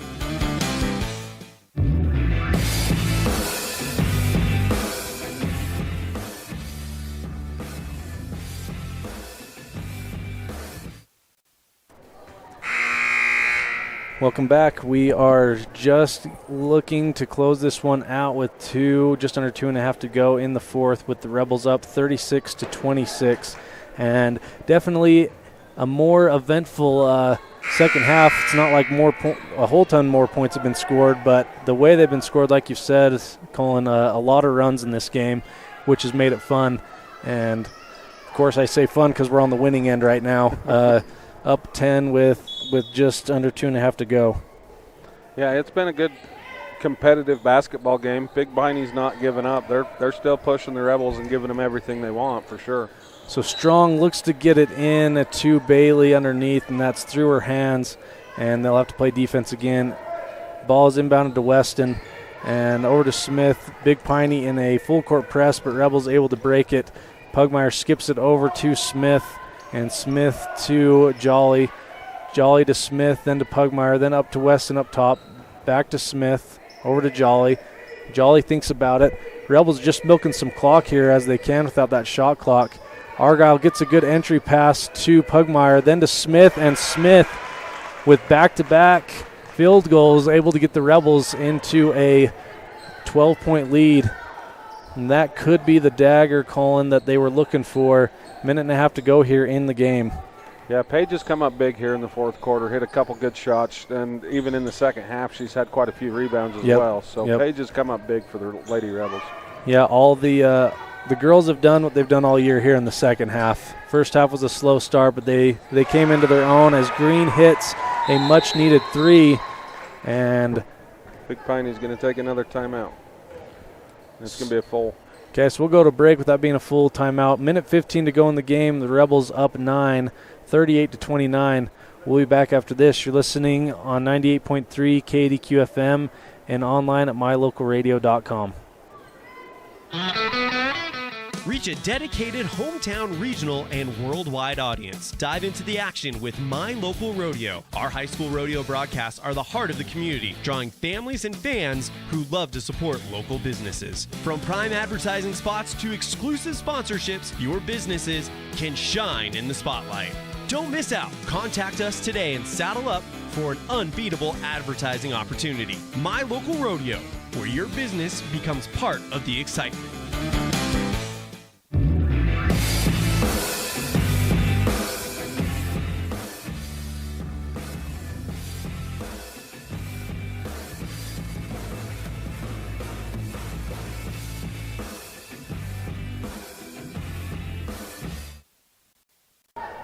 Welcome back. We just have 1:15 to play here in the opening game for the Rebels today at the Fossil Classic. Up 9. Back and forth battle today if you've been watching the whole time. And coming up, the boys will play Big Piney's boys following this game. Ball's inbounded to Argyle, back to Pugmire. Pugmire gets it up to Weston. Weston gets it across half court, and they're definitely going to want to trap. Timeout by Coach Lundgren. We'll stay right here. So obviously instead of going straight to fouling, Big Piney wanted to go for the half-court trap, right, and try to force that turnover. Yeah, that's exactly what they're trying to do, is force the turnover. They don't have any fouls in this quarter, so they're going to have to foul 5 times just to get them to the line anyway. But talking to Coach Lundgren before this game, we've talked about it, we've hit it. No shot clock. One thing about that is you've taught your girls they've got to put a shot up within 35 seconds. Right, yep. It is hard for them to turn around and stall now with this 9-point lead. Yep, this is a new thing. And so Colin, with them having, they still have 5 fouls to give, would you have fouled right there instead of trying for the half-court press with 1:07 to go? Down 9, probably not. Closer ball game, yes. I probably would, but be more of a panic mode, trying to get those fouls and get them to the foul line. It's hard to score 9 points in a minute, just over a minute anyway, so I don't think we're going to see Big Piney go into fouling. So Argyle has it up top, and I think you're right, Rob. We're not seeing any fouling going on with 58 seconds to go, and the Rebels just doing some handoffs here. Weston has it on the left wing. She will get it to Jolly at the top. Jolly dribbles it out, skips it over to Smith, and the Rebels should be able to dribble this thing out with 44 seconds to go. And credit to these ladies. We talked about it's hard to go into stall mode. And so there's the first of 4 more fouls to go with 37 seconds to go here. The Lady Rebels have gone into stall mode, and it's kind of good to see. Yeah. That's about the only thing I miss in a competitive game like this, back at the end when it's over, is if one team could just hold the ball. Right. Other than that, I've loved the shot clock. So that will be a timeout for Big Piney, I believe, took that timeout. And so 37.7 seconds to go here with the Rebels up 9. But yeah, it's tough to be on the losing end of that ball stall. You think of the days of Tabion and Panguich doing that. It is a tough pill to swallow when you're on the defensive end there. So just a couple years ago at the state tournament, Panguich Valley. Yep. Valley held the ball for the whole first half. Well, do you remember when I can't remember what school did it to Lone Peak? Do you remember that? They just crossed half court and held the ball. I'm sure that's what started the discussions of shot clock, right? So it was before Lex started coaching in Evanston. Coach Bubba O'Neill was coaching Evanston. Star Valley had a team that you just couldn't score on their 2-3 zone. You just couldn't do it. Evanston happened to get the lead on fast breaks. They sat for 2 quarters at the circle because Star Valley would not break their 2-3 zone. Really? Yes. They didn't come up. Interesting. Well, luckily they don't charge for admission in Wyoming. I'd hate to pay for that game to watch. So Big Piney does try for the steal there. They foul in the meantime. That will take 6 seconds off the clock, so 31.6 to go here in the fourth. That one's on Bailey, her second, team second. Interesting enough, Colin, I don't think on either side we had a lot of foul trouble happen for any players. I think we had some with 3, but I don't think anyone got to 4, right? Brant's fourth. Yes, it is. Commentator Jinx, I just gave her a 4th foul, but with 28 seconds to go, that's a pretty clean game. It is. And only the 3rd team foul on the punchers, so. Jolly gets the ball inbound to Weston. Weston goes to the corner, and she will have a ball knocked away, but is knocked away by the punchers, so 18 seconds to go here. Rebels still up 9, playing keep away here. And the punchers aren't giving up. They're playing good, hard defense. Jolly gets it to the corner to Weston. Weston takes it in, takes that shot. That is tipped away. Great effort there by Bray to get the rebound and throw it back into the Rebel possession. Under 10 seconds to go here.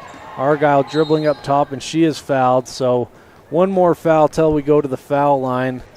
I'd imagine the punchers don't want the margin stretched out anymore. We'll see if they foul here. That'll send the Rebels to the line. That's going to be Strong's 3rd, and I don't believe they will, but I didn't think we'd get to 4 fouls either. So the clock does run out, and I don't think there was any intentional fouls. It was more so just aggression fouls. So the Rebels able to combat some adversity with the slow start. They're able to finish things out 38-29, And we'll be back with a short post-game show, and after that we'll start our boys pregame show, and we'll bring that one to you right here on mylocalradio.com and listening in at 98.3 KDQ FM.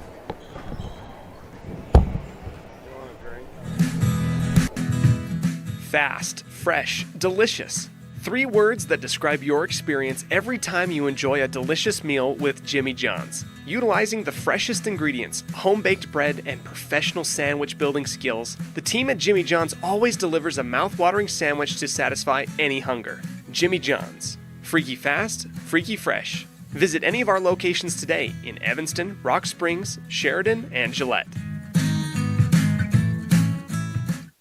Healthy teeth and gums affect your overall health, including the mental image you have of yourself. That's just one reason that good dental care and hygiene habits should begin at a young age. Healthy teeth mean fewer sick days from school and higher self-esteem. We all want our children to be successful. Teaching them healthy dental habits at a young age with regular cleanings and dental checks is part of the answer. Dr. McKay Frankum serves patients of all ages. Call today and schedule dental appointments for your family. Dr. McKay Frankum, providing precision family dentistry at affordable prices. Make your day even better by indulging in delectable, freshly prepared classics at the Crawford Trough. Come enjoy succulent cheeseburgers, rich raspberry shakes, crispy onion rings, or golden fries, and pair it all with our exclusive River Bridge soda. For another favorite, try a grilled chicken wrap or a yummy twisted ice cream cone. Make the perfect dining experience with our delightful Crawford Trough staff. Treat yourself to something delicious from the Crawford Trough in Randolph. Established in 1872, Woodruff, Utah has a long history of good neighbors helping each other succeed. Woodruff was built with hard work, integrity, and a sense of community that can be felt every time you visit. We have always celebrated all students in academics and extracurricular activities, and we cheer on our rich rebels. Woodruff, Utah, a great place to live.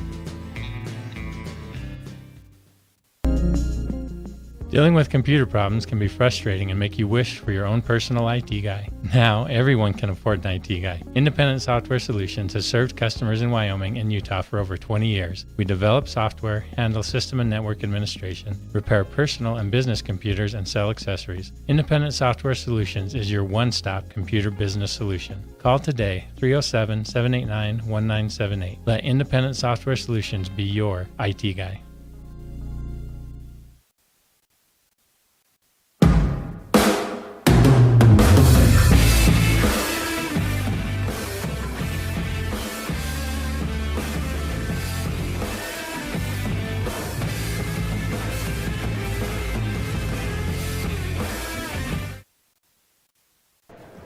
Thank you for those who have tuned in. You're able to watch a competitive girls game just finish up as the Rebels come away winning 38-29. We will quickly transition to our pregame show for the boys, but first our Independent Software Solutions post-game show. We'll do the player of the game, brought to you by the Crawford Trough. I think this one is a bit there was a lot of good players here, but definitely, obviously, Kira Jolly able to play a huge role in the Rebels being able to pull away. She had those 7 points on that run in the third quarter, along with a few other baskets, had some great passes and rebounds. So Kira Jolly with the Crawford Trough player of the game. And we will transition over to our pregame show. I was able to catch up with Coach Lex Cornea, so we'll go to that interview with him, and then after that we will talk about this opponent in the Big Piney Punchers, who are 6-2 this year.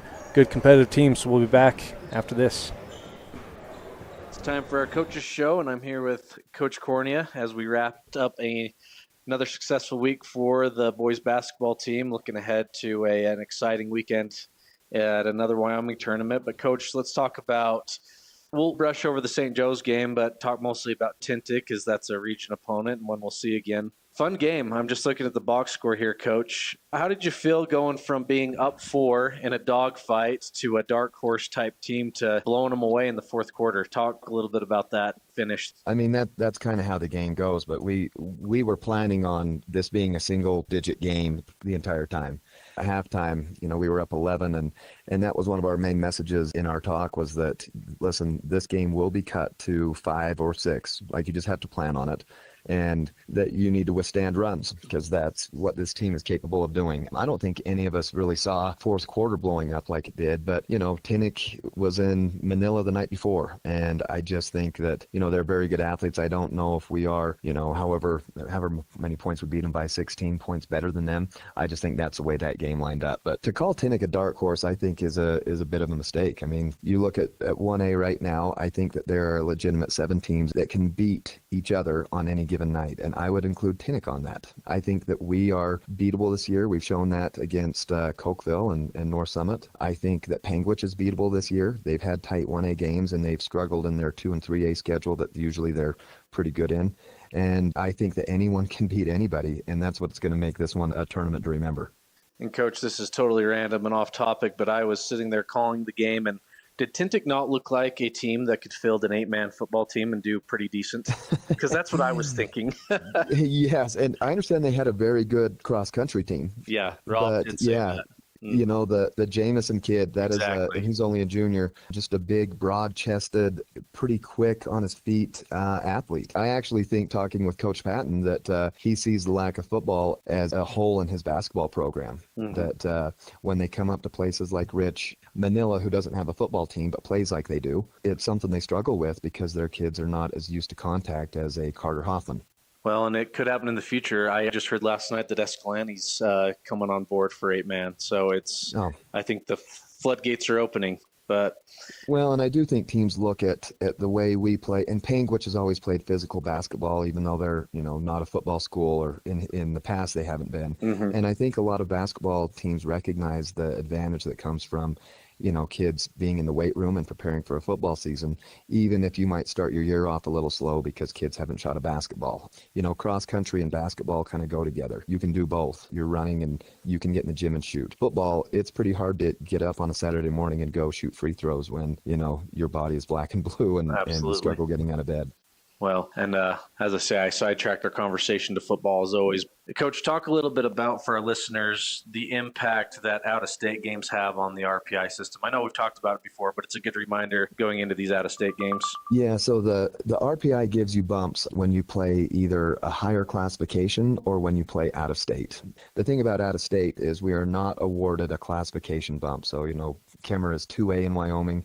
We don't get a 2A bump. Or Mountain View is 3A. You don't double dip, but you do get, an advantage in RPI there. Now, there are coaches who dislike us going to Wyoming because of that bump, but, my response is if we wanted to take advantage of the system, we could. We would only play 1A teams, and we would find 1A teams that are bad. And we would drive all over the state of Wyoming to really heighten and magnify that bump that you get. Really, it's a proximity thing, and we can find good quality opponents, and we can play them, and kids can sleep in their own bed.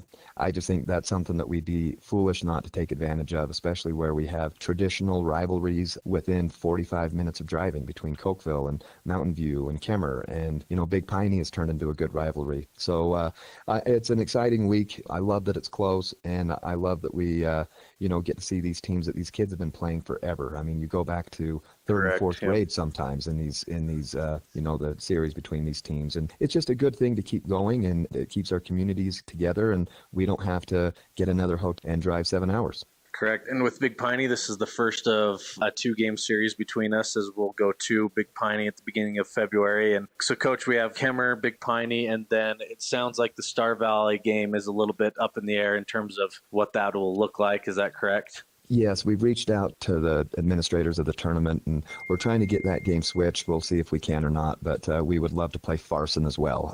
We just want varsity opponents. Nothing against Star Valley sophomores. In fact, I know that group. They're very good. But it just helps on max preps and RPI when you're playing varsity teams. So either way, competitive game. As you just said, Star Valley's a good group, and I believe Farson beat Manila at Bridger Valley tournament, if I remember correctly. Yes. So well, good luck, Coach. It'll be a fun weekend just down the road in Kemmerer, and we'll be there to broadcast. Listening to the music that you love brings you joy. MyLocalRadio.com brings you that music. Whether you like listening to country's biggest stars, classic pop hits, classic rock, and rock hits, or country's young guns and legendary southern rock. MyLocalRadio.com puts your favorite music at your fingertips. Download the app to your mobile device or log onto the website to bring more joy into your life with your favorite music. MyLocalRadio.com.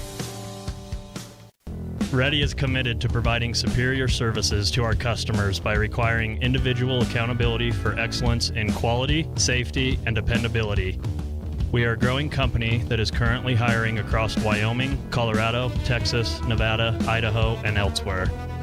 Our valued team members receive competitive wages, full benefits, and weekly pay. Interested in joining our team? Visit ReadyUSA.com. We are ready.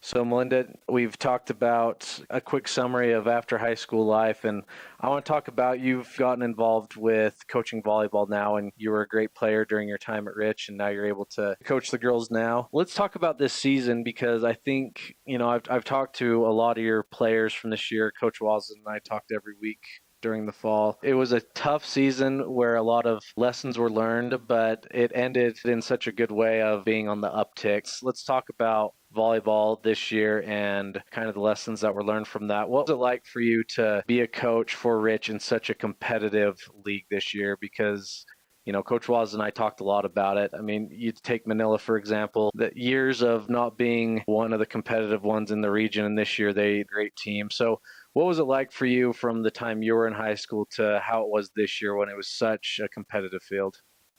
It's interesting because when I was in high school, they were always competitive. Maybe not so much in volleyball, but we always had a stronger region, I guess, mostly basketball. Volleyball was a little bit different. So the fact that people were always like, oh, Manila and these teams, can't believe they're good. It didn't surprise me at all. You never overlooked them. No, it doesn't take long for these other schools to catch up, and volleyball is a very fundamental sport, and if you want to be good, there are things that you have to do. And forever, Coach Stewart was the top and was doing those fundamentals so much earlier than these smaller 1A schools that we knew it wouldn't be long before they wanted to copy what she had started and that they would get more competitive, which is great for us, right? Absolutely. I mean, it's a lot more fun to have a close game rather than blow everybody out of the water. So I don't know. I think this year, we did learn a ton, and it's super fun to have, a variety of ages. I mean, we've got our two awesome seniors that are leaving us, but we've got some other younger girls coming up that didn't have any chance to play varsity last year because we had so many seniors. So I think as we figure out all the talents that these girls have, Coach Wasden did a great job of getting them in the spot that they needed to be to let them thrive. Yeah, and I think that was a well understood thing in the community, that young team and the seniors were new spots and just kind of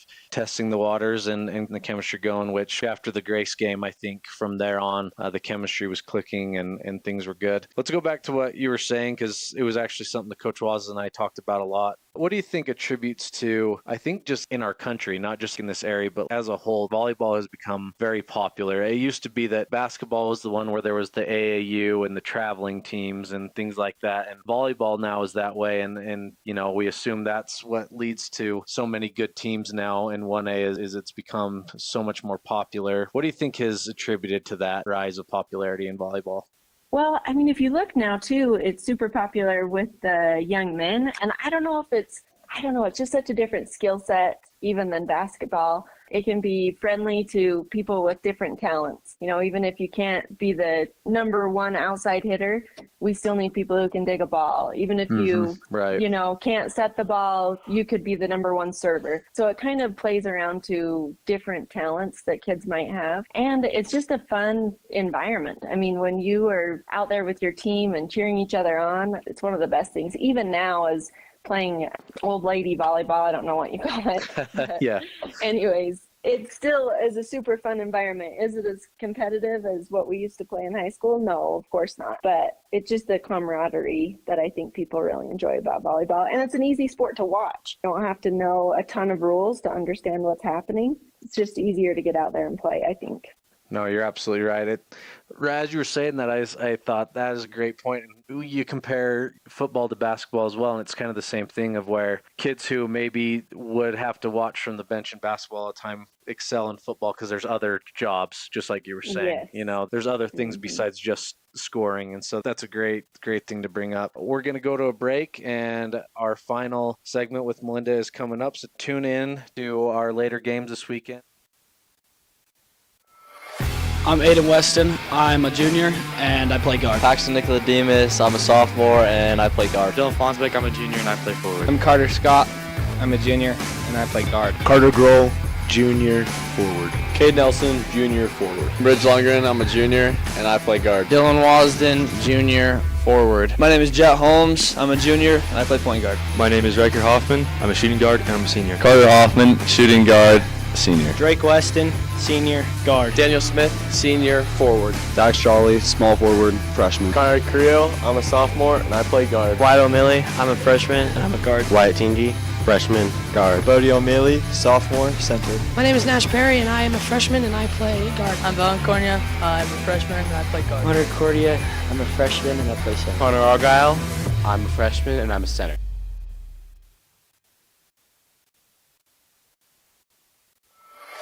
I'm Aiden Weston. I'm a junior, and I play guard. Paxton Nicodemus. I'm a sophomore, and I play guard. Dylan Fonsbeck. I'm a junior, and I play forward. I'm Carter Scott. I'm a junior, and I play guard. Carter Grohl, junior, forward. Cade Nelson, junior, forward. Bridge Lundgren. I'm a junior, and I play guard. Dylan Wasden, junior, forward. My name is Jet Holmes. I'm a junior, and I play point guard. My name is Riker Hoffman. I'm a shooting guard, and I'm a senior. Carter Hoffman, shooting guard, senior. Drake Weston, senior, guard. Daniel Smith, senior, forward. Dax Jolly, small forward, freshman. Connor Creel, I'm a sophomore, and I play guard. Wyatt O'Malley, I'm a freshman, and I'm a guard. Wyatt Tingy, freshman, guard. Bodie O'Malley, sophomore, center. My name is Nash Perry, and I am a freshman, and I play guard. I'm Valen Cornia, I'm a freshman, and I play guard. Hunter Cordia, I'm a freshman, and I play center. Connor Argyle, I'm a freshman, and I'm a center.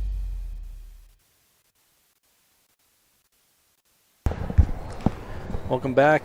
Part of our pregame show. We are just getting ready to get things going with the boys matchup of the Rebels versus the Punchers.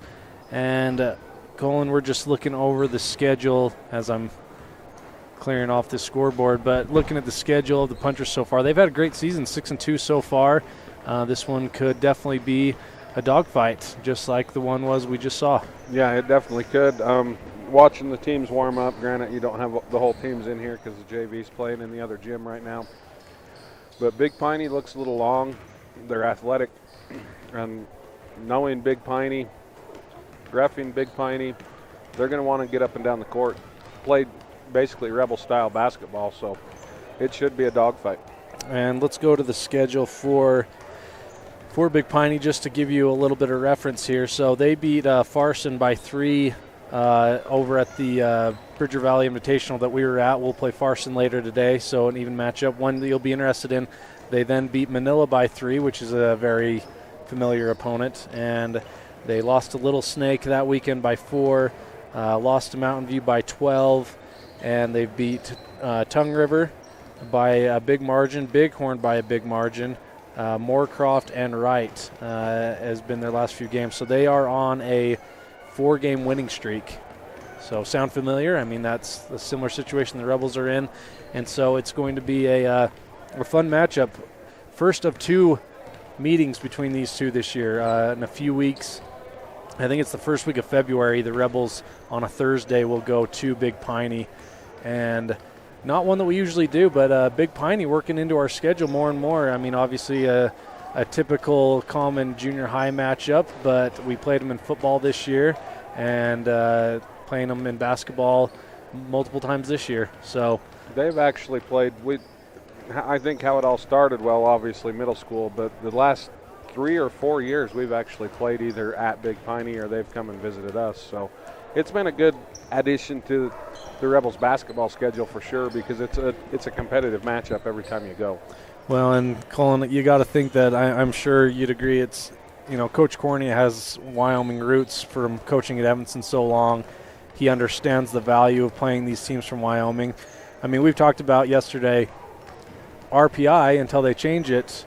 Getting an out-of-state win is very valuable for your RPI, but I don't think that's the only reason Lex does it. I think he sees, he told me just geographically, more grandparents can come to these games than if we were to, more families going to be here today than next weekend at Tabiona and Altamont. That's just how it goes. But just a lot of value in playing these closer teams. And so we've got a good one for you today. We are a minute and a half away from tip-off as the JV teams are joining us after their game. We'll be back after this. After this break, we'll be ready to get things going. So thanks for tuning in. We'll be back after this. If you've never heard a mechanic say they truly care, then you've been at the wrong place. Stacy's Repair in Woodruff is a family-owned and operated business open since 1992. Offering all types of maintenance and repair services, you can be sure your vehicle is operating at its best. Whether your vehicle is older or the newest model, gas or diesel, we fix and maintain them all. Also offering chip repair, windshield replacement, and tires. When your vehicle needs a mechanic, bring it to the ones who truly care. Stacy's Repair in Woodruff.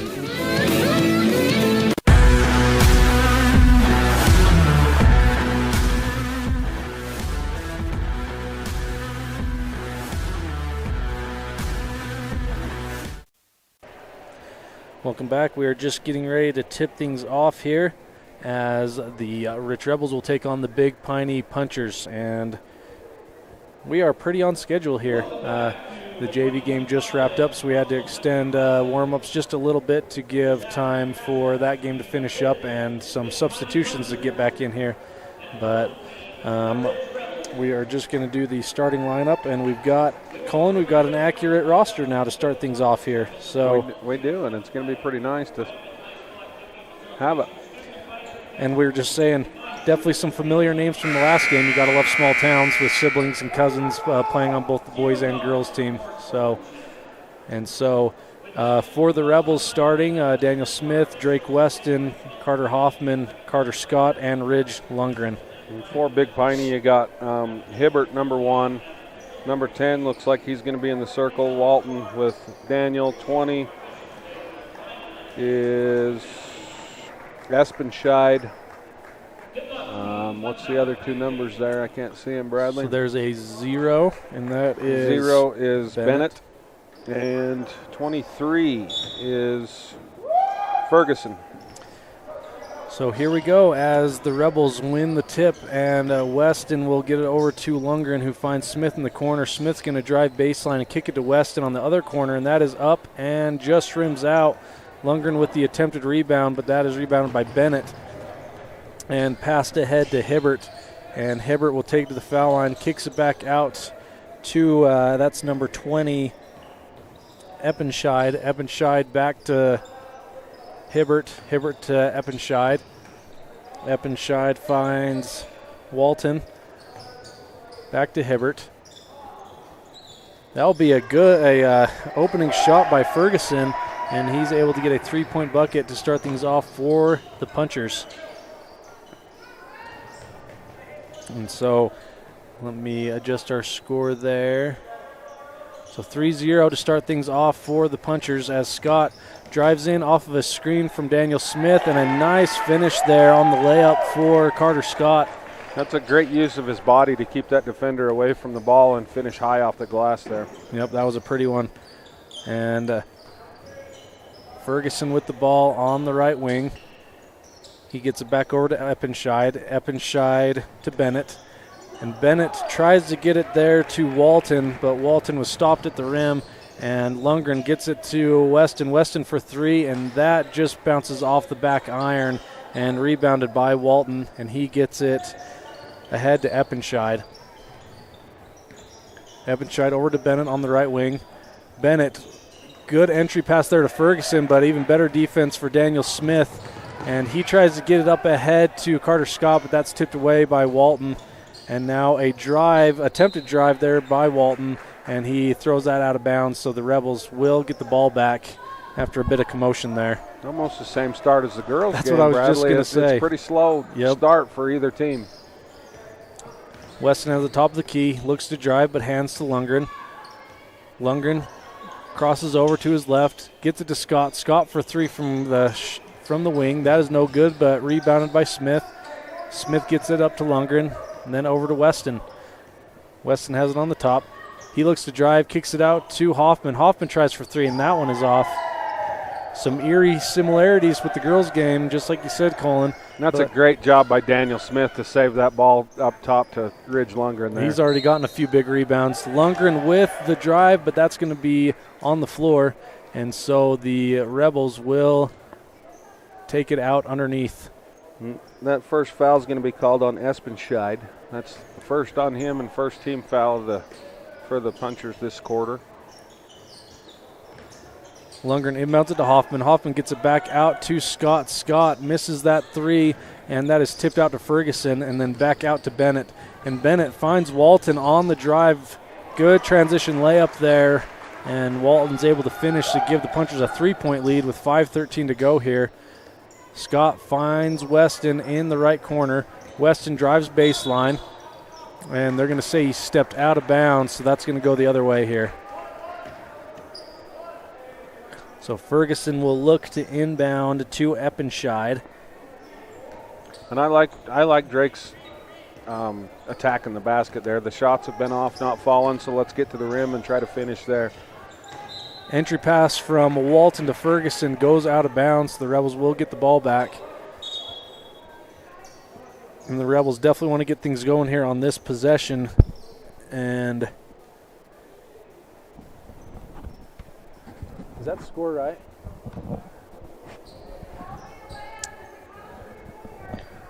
So the score should be 5-2. That's by what my I count. think it should be. Yes. Scoreboard in here is 4-3, but I've got 5-2.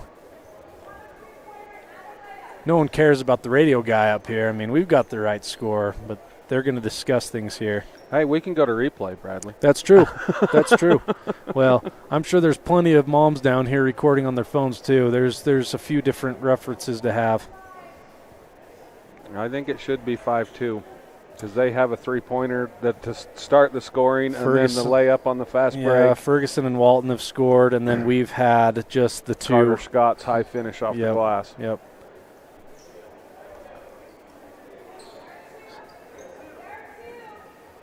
Well, they're saying 5-4. They've given us 2 extra points. I don't remember anybody scoring but Carter Scott.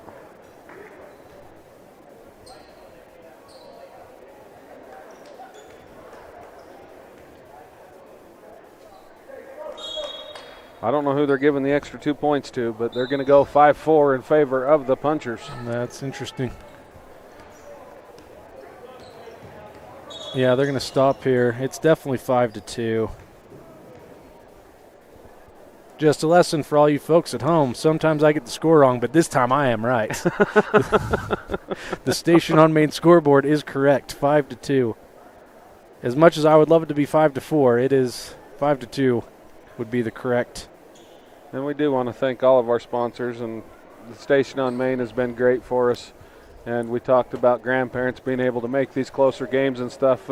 Just as you said that, I seen Grandma Tammy Hoffman walk in to watch this game. So, well, speaking of the station on Main. Exactly, yep. It should be 5-2. I don't know who else scored for the Rebels. Only Carter Scott.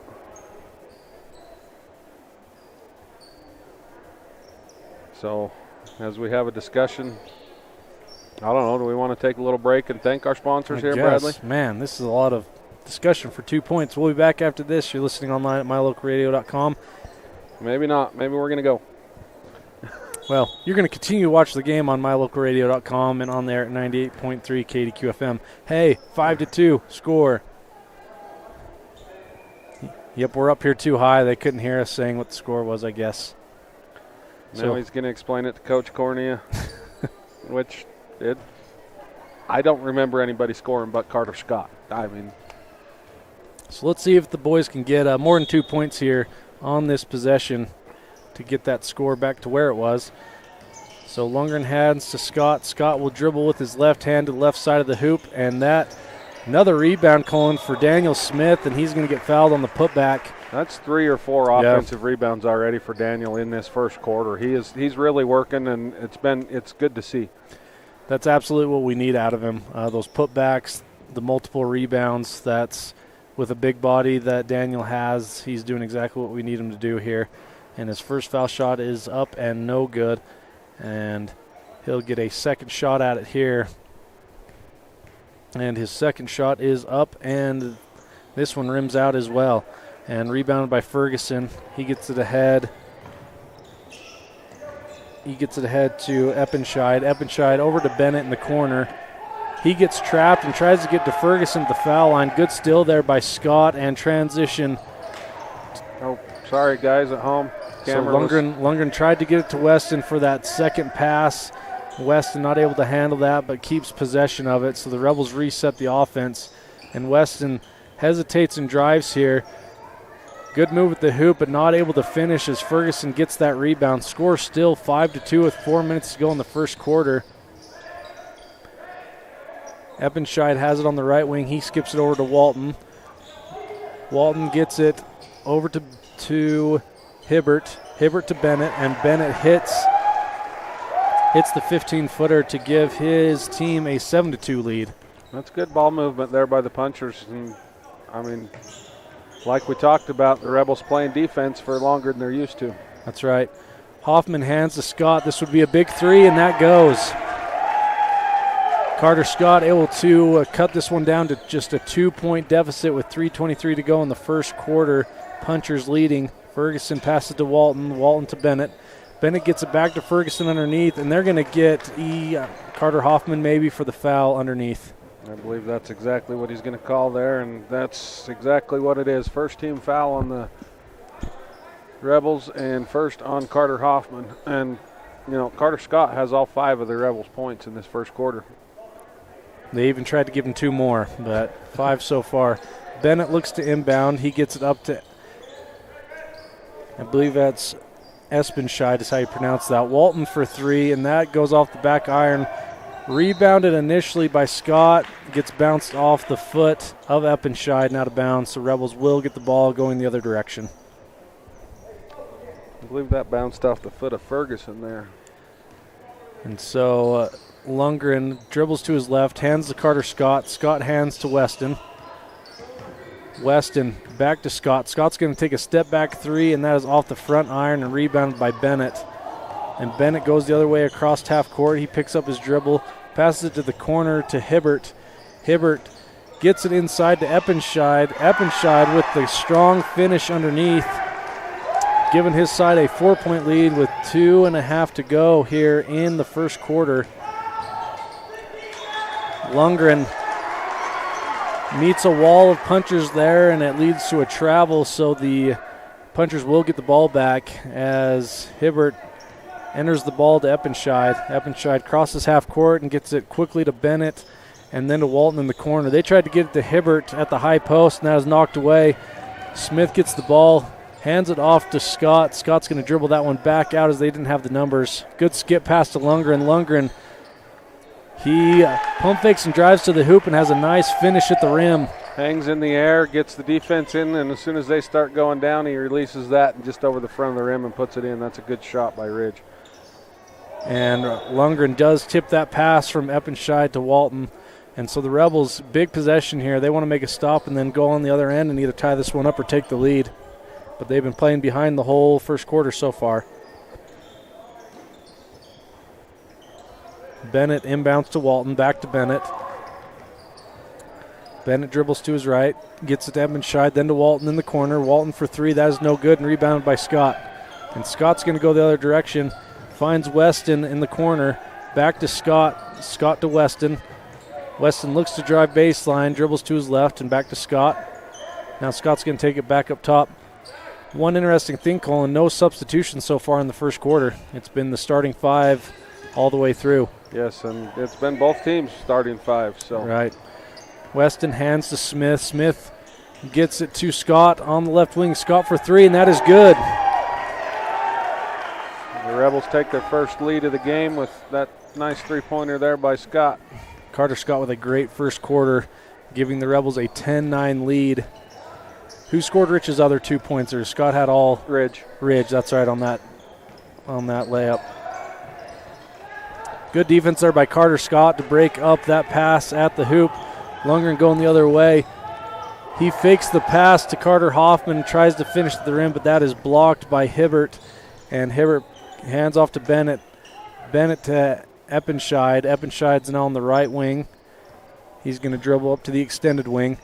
He drives to his right, tries to finish at the rim. Good help there from Daniel Smith. 31 seconds to go. Great pass there just over the head of Hibbert into the hands of Carter Hoffman. And Hoffman with a nice finish at the rim to give the Rebels a 3-point lead. Hoffman's still defending there, and they're going to give him the hustle foul, and that's going to be his second foul in the first quarter. And Carter's not used to getting the reception like that. That's right. He's used to delivering that pass, but that was a heck of a pass there from Scott to Hoffman. And a good finish by Carter. Unfortunately, he picks up his second foul there right before the start of the first, or right at the end of the first quarter. 20 seconds to go here. Punchers with the ball as Bennett crosses the timeline. Hands back to Hibbert, then to Walton. Walton goes off the screen and hands to Ferguson. Ferguson for a three-pointer. He does not jump on his shots. He just kind of scoots forward, and that's his second three of the quarter. 12-12 as Smith drives to the basket and tries to hand to Fonsbeck, but it was just a little bit too much on that bounce pass. So our first quarter will come to a close, tied at 12. We'll be back after this. Thank you for tuning in at mylocalradio.com and 98.3 KDQFM.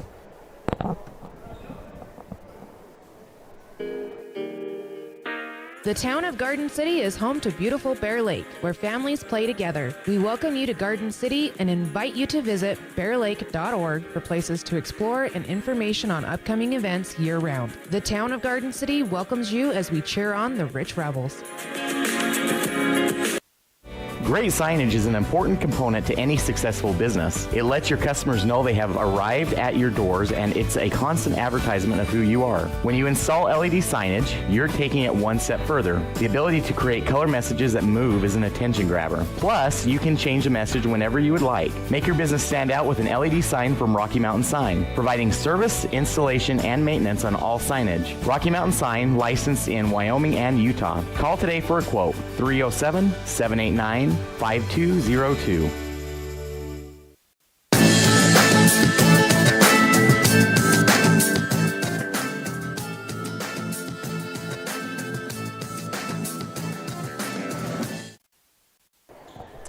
We are back to the start of the second quarter with the score 12-12 tied up here, and the Punchers will start with the ball at half court.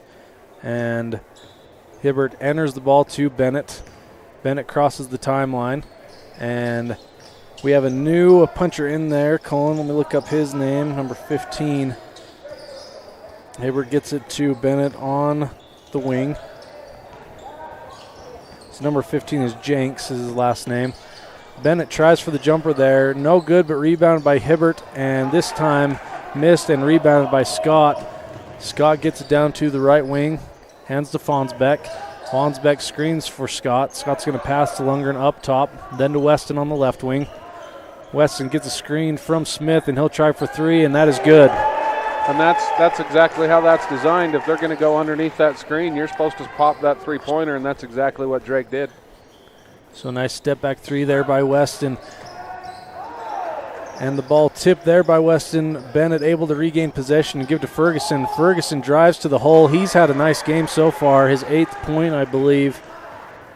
1-point game here. Lundgren quickly gets it across timeline and tries to get it to Fonsbeck, but that's knocked away and into the hands of Hibbert. And Weston able to steal it back from Hibbert. A lot of back and forth going on here. Daniel Smith tried to get the ball, and that is knocked away by Hibbert and out of bounds. So the Rebels will keep possession under the hoop as Eppenscheid checks back in for the Punchers, and Jet Holmes checks in for the Rebels. So Walton and Fonsbeck will both come out for their respective sides. Lundgren to inbound. He gets it to Holmes. Holmes will try for three from corner, and that just rims out. Touched every part of the rim and bounces out into the hands of Ferguson. Ferguson gets it up to Bennett, and Bennett will walk it across the timeline. Eppenscheid has it on the right wing. He goes off the pick and roll, finds Bennett in the corner. Bennett for three, and that is good. This is a fun matchup, Colin. A lot of back and forth here. 17-15, and we did lose our camera. We'll work on getting that back. I don't know what happened there, Bradley. It told me task was in progress.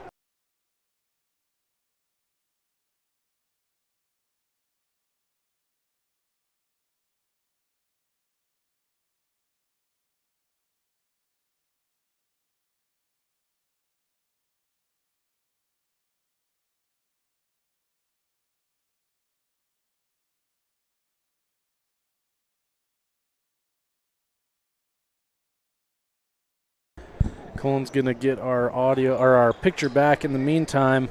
17-16 in favor. Let's see.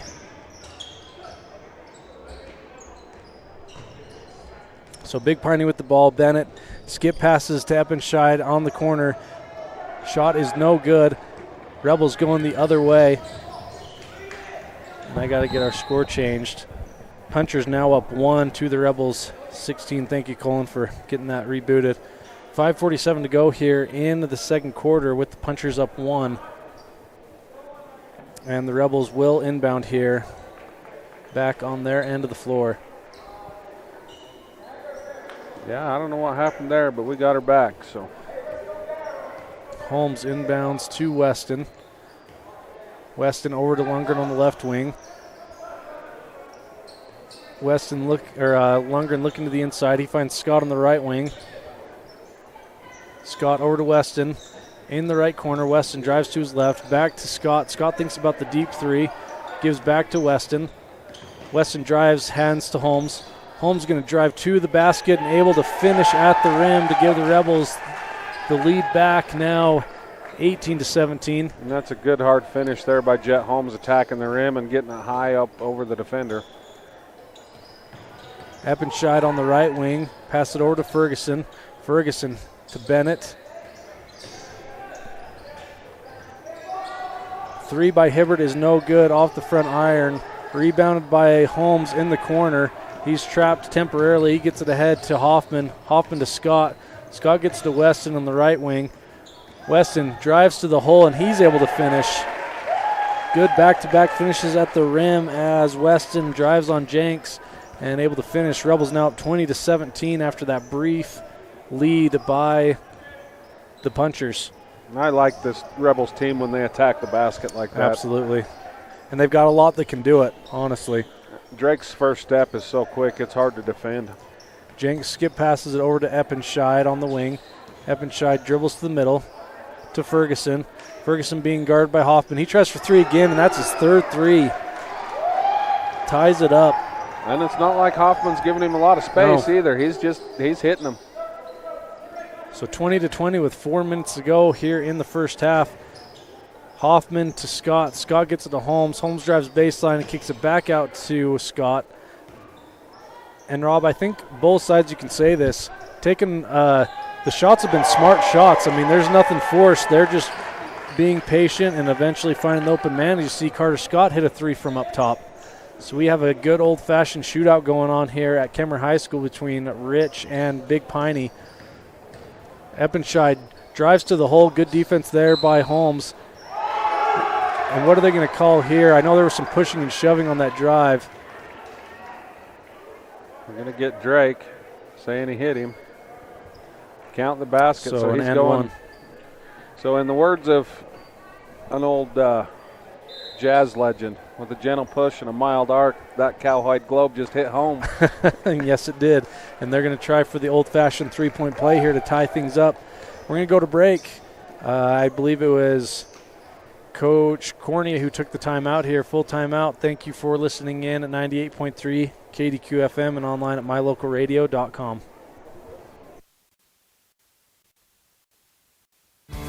Listening to the music that you love brings you joy. MyLocalRadio.com brings you that music. Whether you like listening to country's biggest stars, classic pop hits, classic rock, and rock hits, or country's young guns and legendary southern rock. MyLocalRadio.com puts your favorite music at your fingertips. Download the app to your mobile device or log onto the website to bring more joy into your life with your favorite music. MyLocalRadio.com.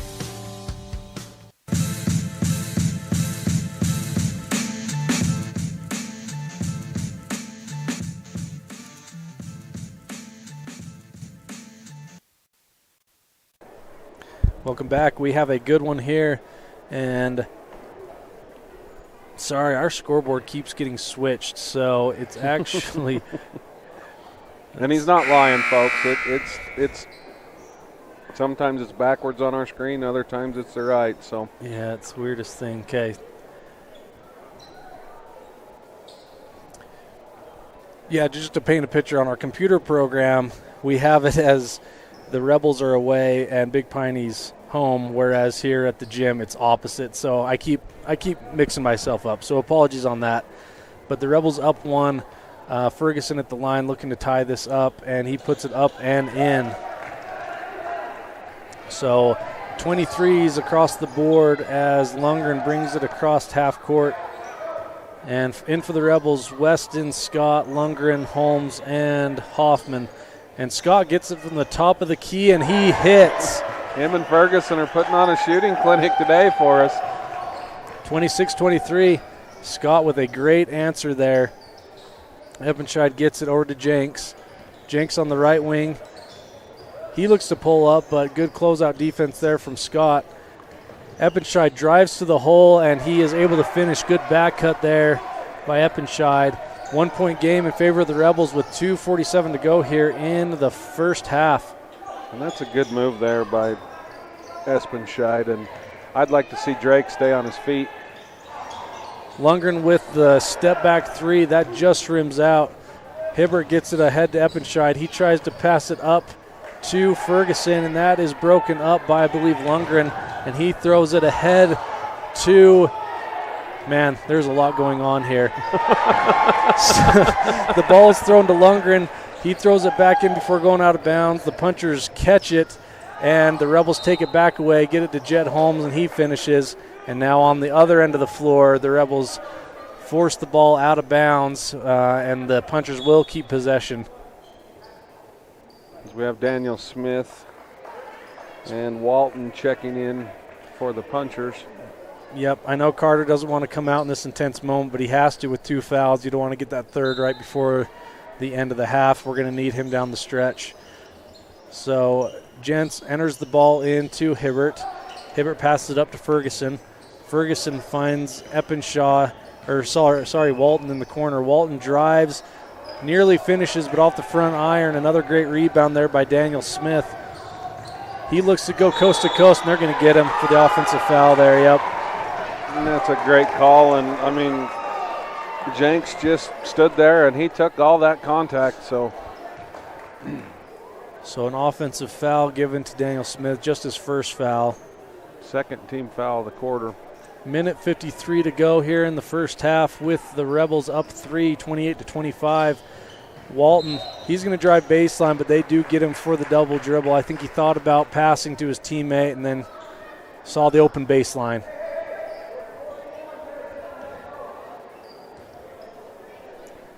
So minute 47 to go. Rebels up 3. Lundgren enters the ball into Scott. I think we're in for a dogfight on this one. Absolutely. Lundgren crosses the timeline, gets it to Weston on the left wing. Weston back to Lundgren.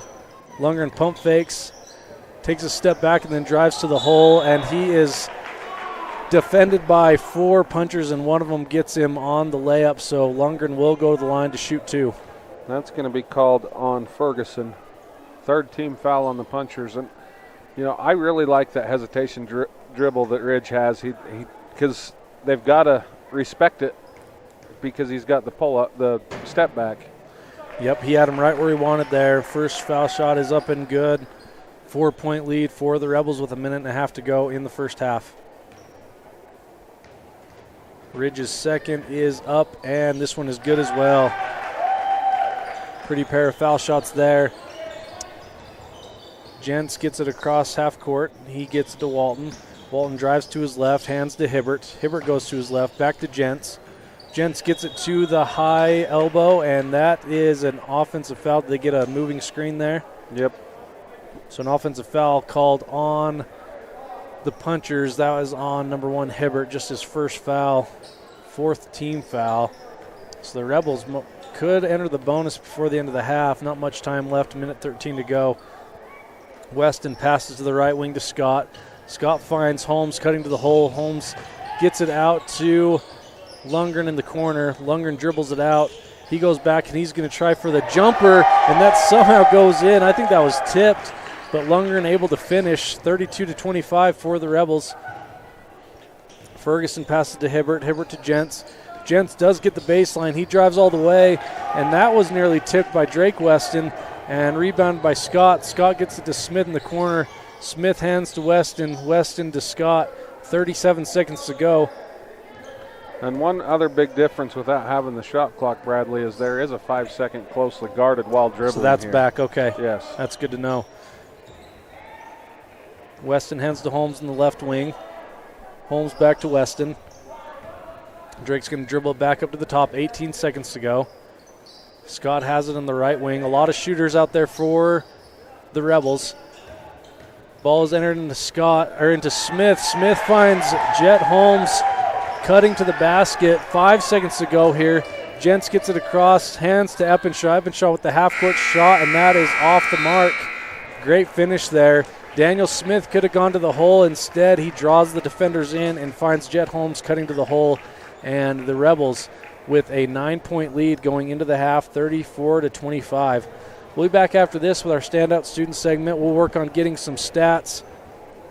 I've got a connection at the book. I think he'll text us up some numbers. And we'll be back after this. Thank you for tuning in on mylocalradio.com and 98.3 KDQ FM. Supporting local schools, Eddie and Todd Jensen, owners of Mound Valley Cattle Company, know when it comes to buying and selling cattle, you count on the best. Mound Valley Cattle Company, serving Utah, Idaho, and Wyoming. 208-339-0614. That's 208-339-0614.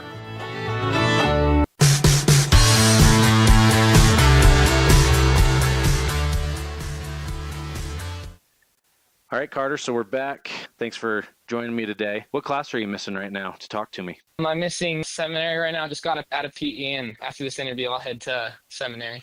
So he'll understand. I mean, he's well involved with the broadcast, so I'm sure he'll understand Sluffing today. Well, let's talk about school, Carter, and how things are going for you. It's your junior year. Is it a weird feeling? I know we talked about it with basketball, but is it a weird feeling that you're, a year and a half away from graduating? Is it just kind of a surreal feeling right now? I think it was last week. My grandma's, "You're almost to your senior year." And I was like, "Oh, yeah." And then I was like, I got all nervous and stuff. I'm like, I have a life after high school. And that's right. Yeah. And we'll talk about life after high school here in a minute. But talk to me about, your family moved here. What grade were you when you guys moved to Rich County? Here when I was in 5th grade. In 5th grade. So what was it like transitioning from, because it's not like you were so young that you didn't really remember where you used to live. I mean, you lived quite a few years down in the Ogden Valley. What was the transition coming to a much smaller place in Rich County? It was a little weird because I came from elementary school with 1,000 kids, 5 other 4th grade classes and stuff. And you didn't know everyone, but once I moved here, you knew everyone, and it was a little different. So yeah, was it a shock to walk into the school and suddenly the amount of kids in the school were the amount of kids that were probably in your class back at the school you just came from? Yeah, it was a little weird to see that. And it was also a little weird that there was only one hall in the whole school. And well, let's look about how things are going this year. What's been a highlight for you so far this year in your junior year? It doesn't even have to do about basketball. It can. What's been a highlight so far this year? I'd say definitely basketball, but I'd say just hanging out with my buddies and stuff and all my friends out there, my whole class. I think it was Ridge I was talking with when he was the standout student segment. What makes it so you and your friends, that junior class, make you so tight-knit? Because it's obvious to everyone that you guys have a very close bond with each other, not even just the ones who play basketball, but just your whole class as a whole. It seems like everyone gets along pretty well. Talk to me about your class and the tight-knit that you guys have together. I'd say a big reason why we're so tight is because there's not a lot of jealousy.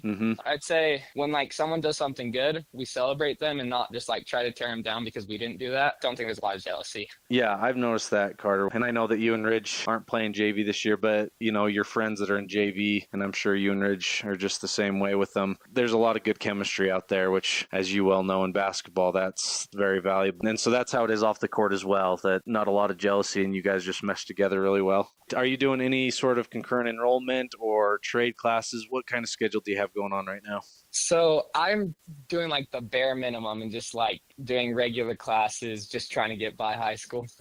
Well, I was the same way, and I promise you won't regret it later. I mean, everyone has their own path, but being able to enjoy the high school years before jumping into college and whatnot's not a bad idea. We're going to go to a quick break, and then our final segment coming up later this weekend. Make sure to tune in. I'm here with Reach a dedicated hometown, regional, and worldwide audience. Dive into the action with My Local Rodeo. Our high school rodeo broadcasts are the heart of the community, drawing families and fans who love to support local businesses. From prime advertising spots to exclusive sponsorships, your businesses can shine in the spotlight. Don't miss out. Contact us today and saddle up for an unbeatable advertising opportunity. My Local Rodeo, where your business becomes part of the excitement.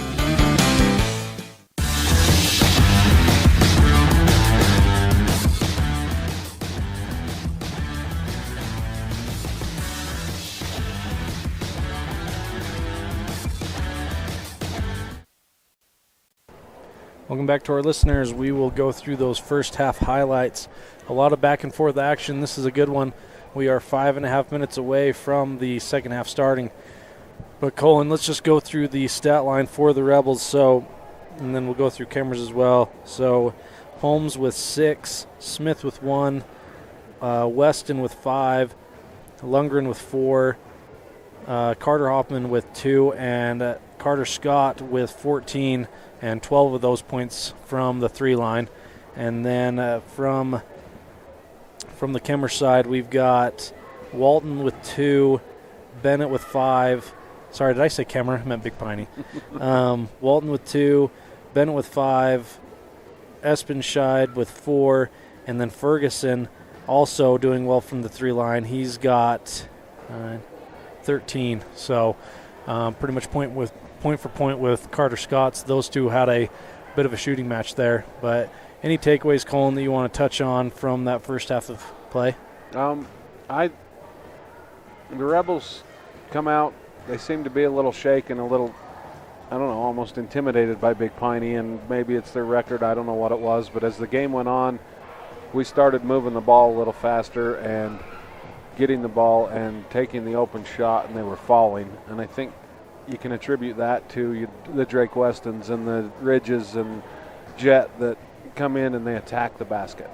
Yep. And then just like there at the very end of the half, you have Daniel Smith, who 90% of the time is going to go up with that shot, but instead he finds a cutting Jet Holmes for an easy 2 points instead of the challenge 2 points. So as we attack the basket and kick, that's when the Rebels are really, really dangerous, and they started to do that there in the second quarter.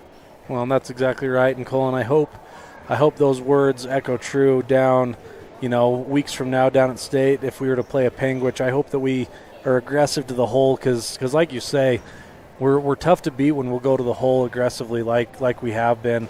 And, and then it opens the door for a Carter Scott. And that's not to say Carter Scott can't drive to the hole. He opened the game up with that great drive high off the glass like you had said. And so just, there's a lot of versatility in this team this year. And so You've seen it be used mostly in that second quarter there to give the Rebels a 9-point lead, which it stands now 34-25. We're 3 minutes out from the start of the second half. This should be a good one. Tune back into us. We're going to head to a break, but we'll be back after this. When we come back, we'll be just about ready to get this game going. So thank you for tuning in. This is Station on Main halftime show. Rebels 34, Punchers 25. We'll be back after this. Reach a dedicated hometown, regional, and worldwide audience. Dive into the action with My Local Rodeo. Our high school rodeo broadcasts are the heart of the community, drawing families and fans who love to support local businesses. From prime advertising spots to exclusive sponsorships, your businesses can shine in the spotlight. Don't miss out. Contact us today and saddle up for an unbeatable advertising opportunity. My Local Rodeo, where your business becomes part of the excitement.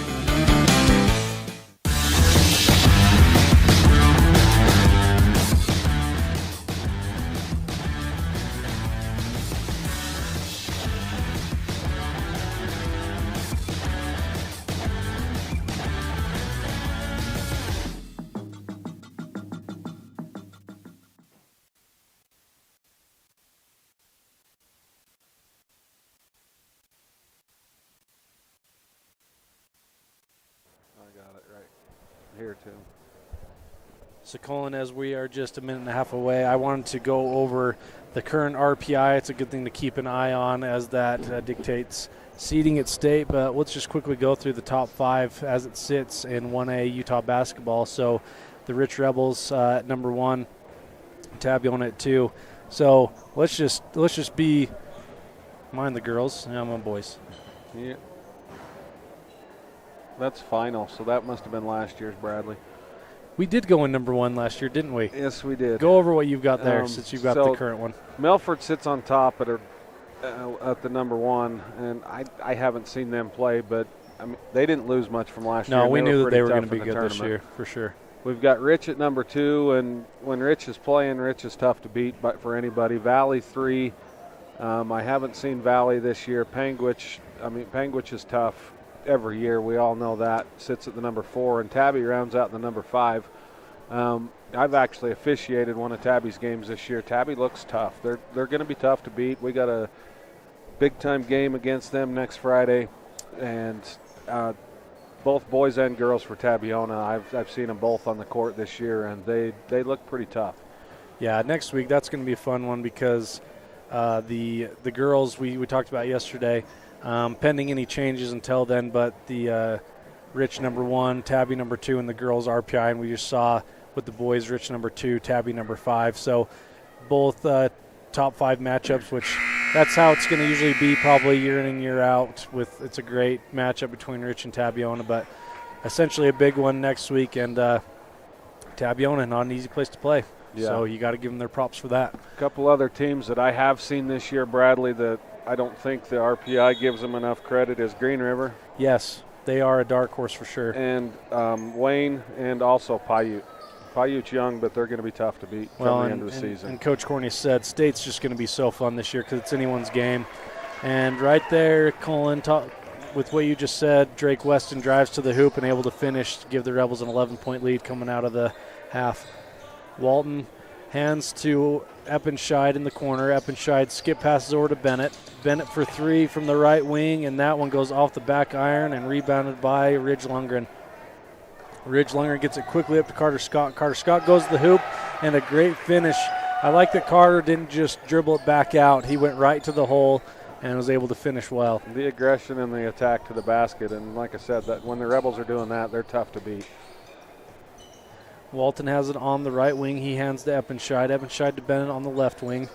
Then back over to Hibbert. Hibbert gets it inside to Walton from the foul line, and he is able to make that one fall. 38-27 for the Rebels. Lundgren gets in the right wing. He passes to Weston. Weston for 3 from the corner, and that one goes. So the Rebels very successful right out of the gate on every possession so far, 3 for 3. And the unselfishness there with that extra pass from Ridge. Ridge was open, but Drake was more open. And that's what this team has done so well. Colin is just passing the ball, being so unselfish. Lundgren with a great finish there at the hoop. Rebels 43-27. Great way to come out of the half. That's exactly what you want to do. I don't know what Coach Corney said in there, but he said the right things. So Rebels up 16 now to right out of the gates of half. We'll go to break. When we come back, 6:25 to go. Rebels up. We'll be back after this. And now a message from the experts at Bear Lake Realty. Welcome to Water's Edge, right downtown Garden City. Beachfront condos, close to the beach, close to downtown for your renters and the owners.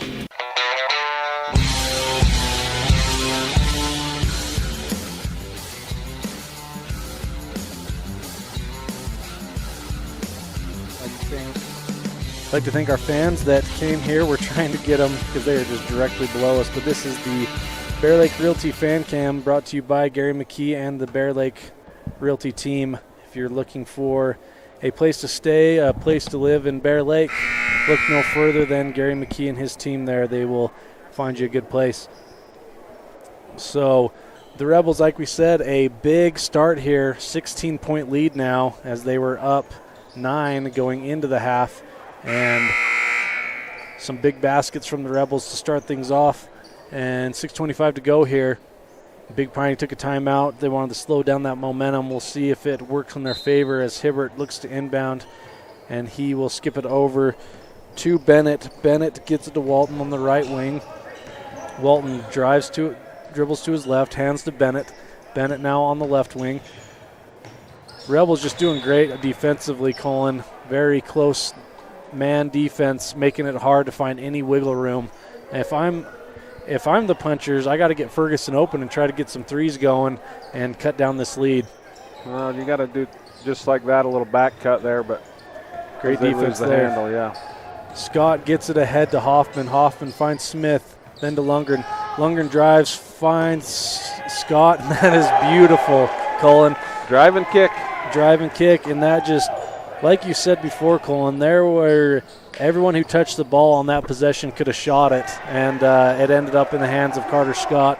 And a much-needed three there. I didn't see who it was. Hibbert with the corner three. We got something else going on with the table here. So, and this time we do have the same score, 46-30. I believe that's. They have 45 up there. Did they call? Interesting. Okay, 45-30. Maybe the Carter Scott had a toe on the line or something. I don't know. So Weston gets it to Scott. Scott tries for three, but that one just rims out and rebounded by Ferguson. Ferguson brings it across half court, being guarded closely by Weston. They get it back to Hibbert again, back-to-back corner threes, and that's exactly what you're going to have to do if you're a Big Pine to get back in this thing. Weston gets it across the timeline, passes to Smith on the left wing. Smith hands back to Weston. Weston thinks about it, and they're going to call offensive foul. Was that on Daniel? Illegal screen. That's a good call. So that is Daniel's second foul there. First team foul of the half, first foul of the half. So Ferguson enters the ball in to Eppenscheid. Eppenscheid hands to Bennett. Bennett to Walton, back to Bennett. Now Eppenscheid has it on the left wing. He drives in and finds Bennett in the corner. Bennett for three, and that just rims out. And they're going to say that Carter Scott tipped that on the rebound, so it'll stay in possession of the punchers. 3 minutes off the clock in this third quarter. Only one foul called on. So Eppenscheid tries to get it up ahead, and Carter Scott with Carter Hoffman gets the steal and gets fouled on the layup on the other end. So that inbound, it was kind of like when the NFL quarterback thinks he's running a fly, but this guy runs a curl, so he just overthrew it there. And Carter Hoffman, good heads-up play to run that one down. And Hibbert, I mean, that's good defense on his part. He didn't allow Carter to score. He's a little upset about the whole play, but, I mean. That's all you can do in that situation. Exactly. 15 for the punchers. Jenks is going to check into the ball game for Ferguson, excuse me. Yeah. Carter second up, missed, and rebound there by Daniel Smith, and Drake Weston with a long three. So that one just rims out. Back to the possession of the punchers. Bennett gets it up quickly to Hibbert. Yep, and they're going to get Carter Hoffman with his, is that his fourth? Third. It's his third. But that's going to send Dylan Fons back to check in for him. Second team foul on the Rebels. And I jinxed it, 3 minutes off the clock. We'd only had one foul. Now we're up to three. So the Rebels up 11 with 4:35 to go here.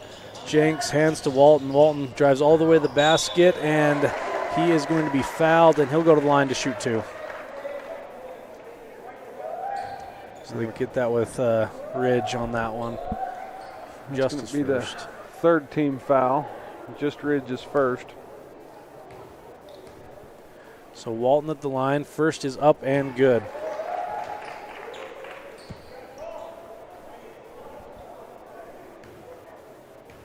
So the Rebels up 11. Walton looks to make it 10, and he does as that foul shot falls. So 45-35 in favor of the Rebels.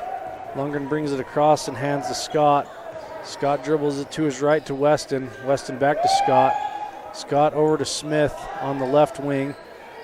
Smith gets it into the post to Lundgren. Lundgren hands to Weston. Weston shoots for three, and that one rims out. It goes long, and it is tipped out of bounds, and it will go to Big Piney. And I thought Ridge was the last one to touch it there, so Big Piney basketball, down 10, get a defensive stop, and go put some points on the board. Bennett hands to Walton. Walton over to Jenks. Jenks enters it into Hibbert. Hibbert will just take a short jumper from the baseline, and that is good. So they've had a nice little run the last few minutes. Lundgren has 8 it or up 10 top. points for Hibbert in the last little while. Yeah, he's had a good second half. So Lundgren dribbles that out, passes to Scott. Scott over to Weston on the left wing. Back to Scott. Weston has it on the left wing. He gets it to Lundgren. Lundgren is up top. Finds Carter Scott, who enters it into Smith. Smith enters it into Fonsbeck, who's blocked, but it's into the hands of Weston. Weston goes to the hoop. There's not many better out there to draw a foul than Drake, and he's able to do that there, and he'll go to the line to shoot two. It's going to be on Bennett. Second team foul, third on Bennett. So that one kind of hurts the punchers just a little bit. So Weston's first foul shot is up and good. Yep, you had a run there. Now essentially 2 points here off foul shots, slows that momentum. We'll see what the punchers do with this next possession.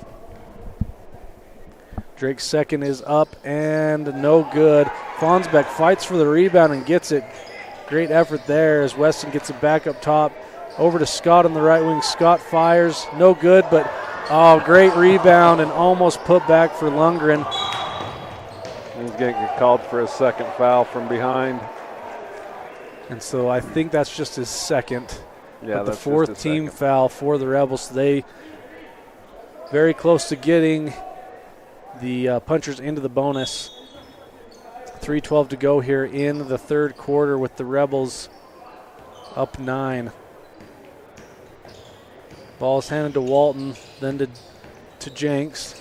Jenks to Bennett, and then Bennett to Hibbert, and that's the look they're looking for three, and that rattles in. Just That's a a two. So a long two.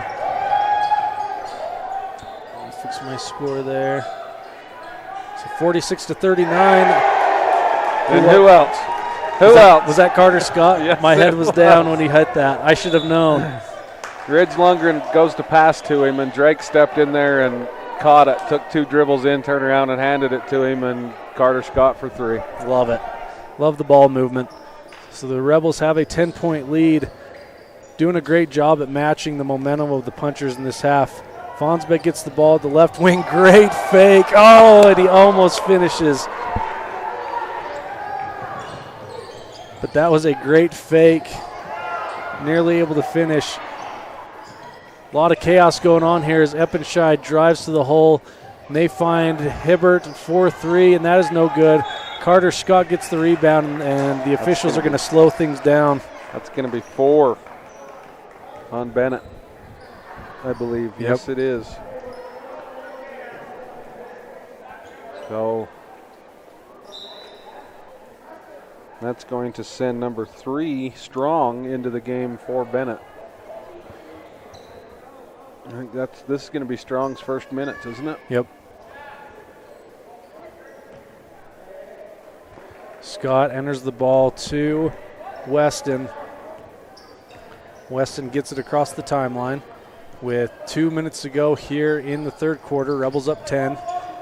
They try for that oop to Ridge, and the punchers just stay home. They try to get to Fonsbeck. Fonsbeck not able to finish, but Carter Scott, it looked good from here. Fonsbeck wrestling for the rebound, and he gets there. And let's see whose possession is it. I believe that's going to go to the punchers. Great effort nonetheless for the Rebels to get possession back next time. 1:49 to go in the third quarter. The Rebels up 49-39 against Big Piney. Hibbert gets it across the timeline, hands to Strong. Strong dribbles to his right to Ferguson. Ferguson yet to attempt a 3. He'll go to the line to shoot 2 though. I'm surprised he didn't pull up for 3 right there. That's what he's been doing all day in that exact situation. That's going to be called on Fonsbeck. It's his first. So whether he was going to the rim or not, the punchers will be at the line for the rest of this quarter. Ferguson's first is up and good. 49-40. The punchers are just slowly chipping away at the Rebels' lead here. And the second is up, and that one just rattles out. And into the hands of Lundgren with a minute and a half to go here. Ridge on the left wing, he backs it out. Going to set things up here. He finds Weston on the left wing. Weston to Smith on the inside of the key, and then Smith tries to get it down to Fonsbeck, and that's batted away. Yep, Hibbert goes for the layup. Carter Scott gets there just a second too late, and they're going to get him with a blocking foul, and Hibbert with the nice finish at the rim. So he'll go to the line and try to get this one within 6.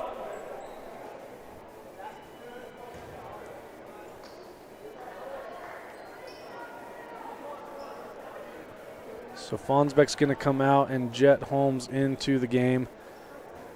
So for the Rebels, it is Weston, Scott, Smith, Holmes, and Lundgren. For the punchers, Jenks, Hibbert, Strong, Walton, and Ferguson.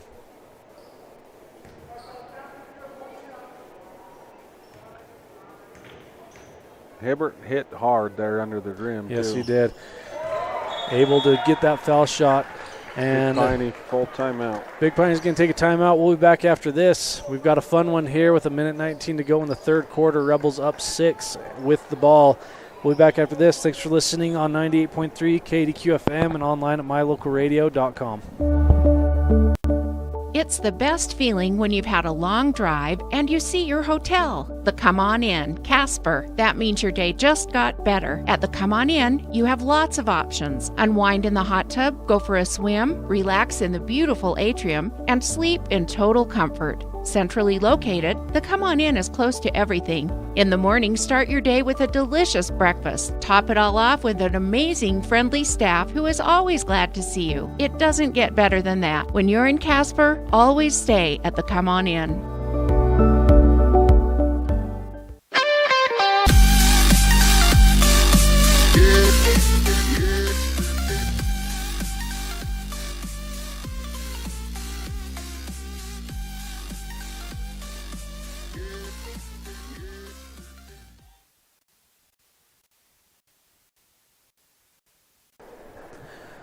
So we are back, Colin, and we have a bit of a jersey change, it looks like, on the Big Piney side. Yeah, Hibbert hit hard. Looks like he got cut on his chin. That means blood come down onto that number 1 jersey, so he's changed to number 33, which where it's blood, nothing happens. You just tell the book, tell the opposing team, hey, number 1's now 33 because of blood. So move on now. And we're in for battle for the next 9 minutes, I believe. Now some JV kid who wears 33 is definitely not getting in the game. They actually pulled that out of the they had first a backup aid kit there, so they did have a backup. Lundgren gets it to Scott up top, then to Weston at the foul line, and they're going to get Ferguson with the foul that knocks Weston to the ground. And the Big Piney fans don't like it, but he did take a step forward and took Drake's legs out from underneath him. So, Colin, is Kemmerer and Big Piney in the same region in basketball? I believe so, yes. Because there's definitely a big crowd of Kemmerer basketball players cheering for the Rebels. I thought was interesting. Lundgren's foul three-pointer is off the mark and rebounded by Jenks, and he'll get it across the timeline. Jenks will try to go all the way. Nice little pass to Ferguson at the last minute. Punchers within 4. Scott has it on the right wing. He hands to Lundgren. Lundgren up top. He gets it back to Scott. They're not going to give him much room to shoot there. Lundgren has it back up top. Weston on the left wing. Back to Lundgren. Lundgren still has it up top. He gets it to Scott and the right wing. And back up to Lundgren with 22 seconds to go here in the third quarter. Rebels now up just 4. Scott to Lundgren. Lundgren to Weston. Weston gets that extra pass to Holmes. Scott gets it on the right wing for 3, and that is off the mark. Into the hands of Lundgren. 3 seconds to go. Carter Scott for 3, and that just rims out. Holmes battles for the rebound and puts it back up, and that is no good. Well, or do we have a call, Colin?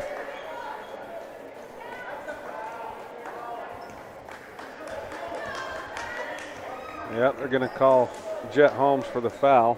So they'll go to the line shooting 2, correct? Yes, they will. But the quarter doesn't end till after these free throws. So Ferguson's going to go to the line shooting 2. He could pull the punchers within 2 there off after that foul on Holmes on the rebound attempt. Carter Hoffman's going to check in for the start of the fourth quarter. So Ferguson's first is up and no good. I would say he's their best foul shooter. Yeah, I would hope the way he's been shooting. Well, Hibbert's come out in the second half shooting well too. So Ferguson's second is up and good. So Colin, we have a 3-point ball game coming up in the fourth quarter. We'll be back after this. 49-46 for the Rebels. 8 minutes to go here in this game. We know from experience that in rural America, people really care about 3 things: their faith, their money, and their high school sports. And not necessarily in that order.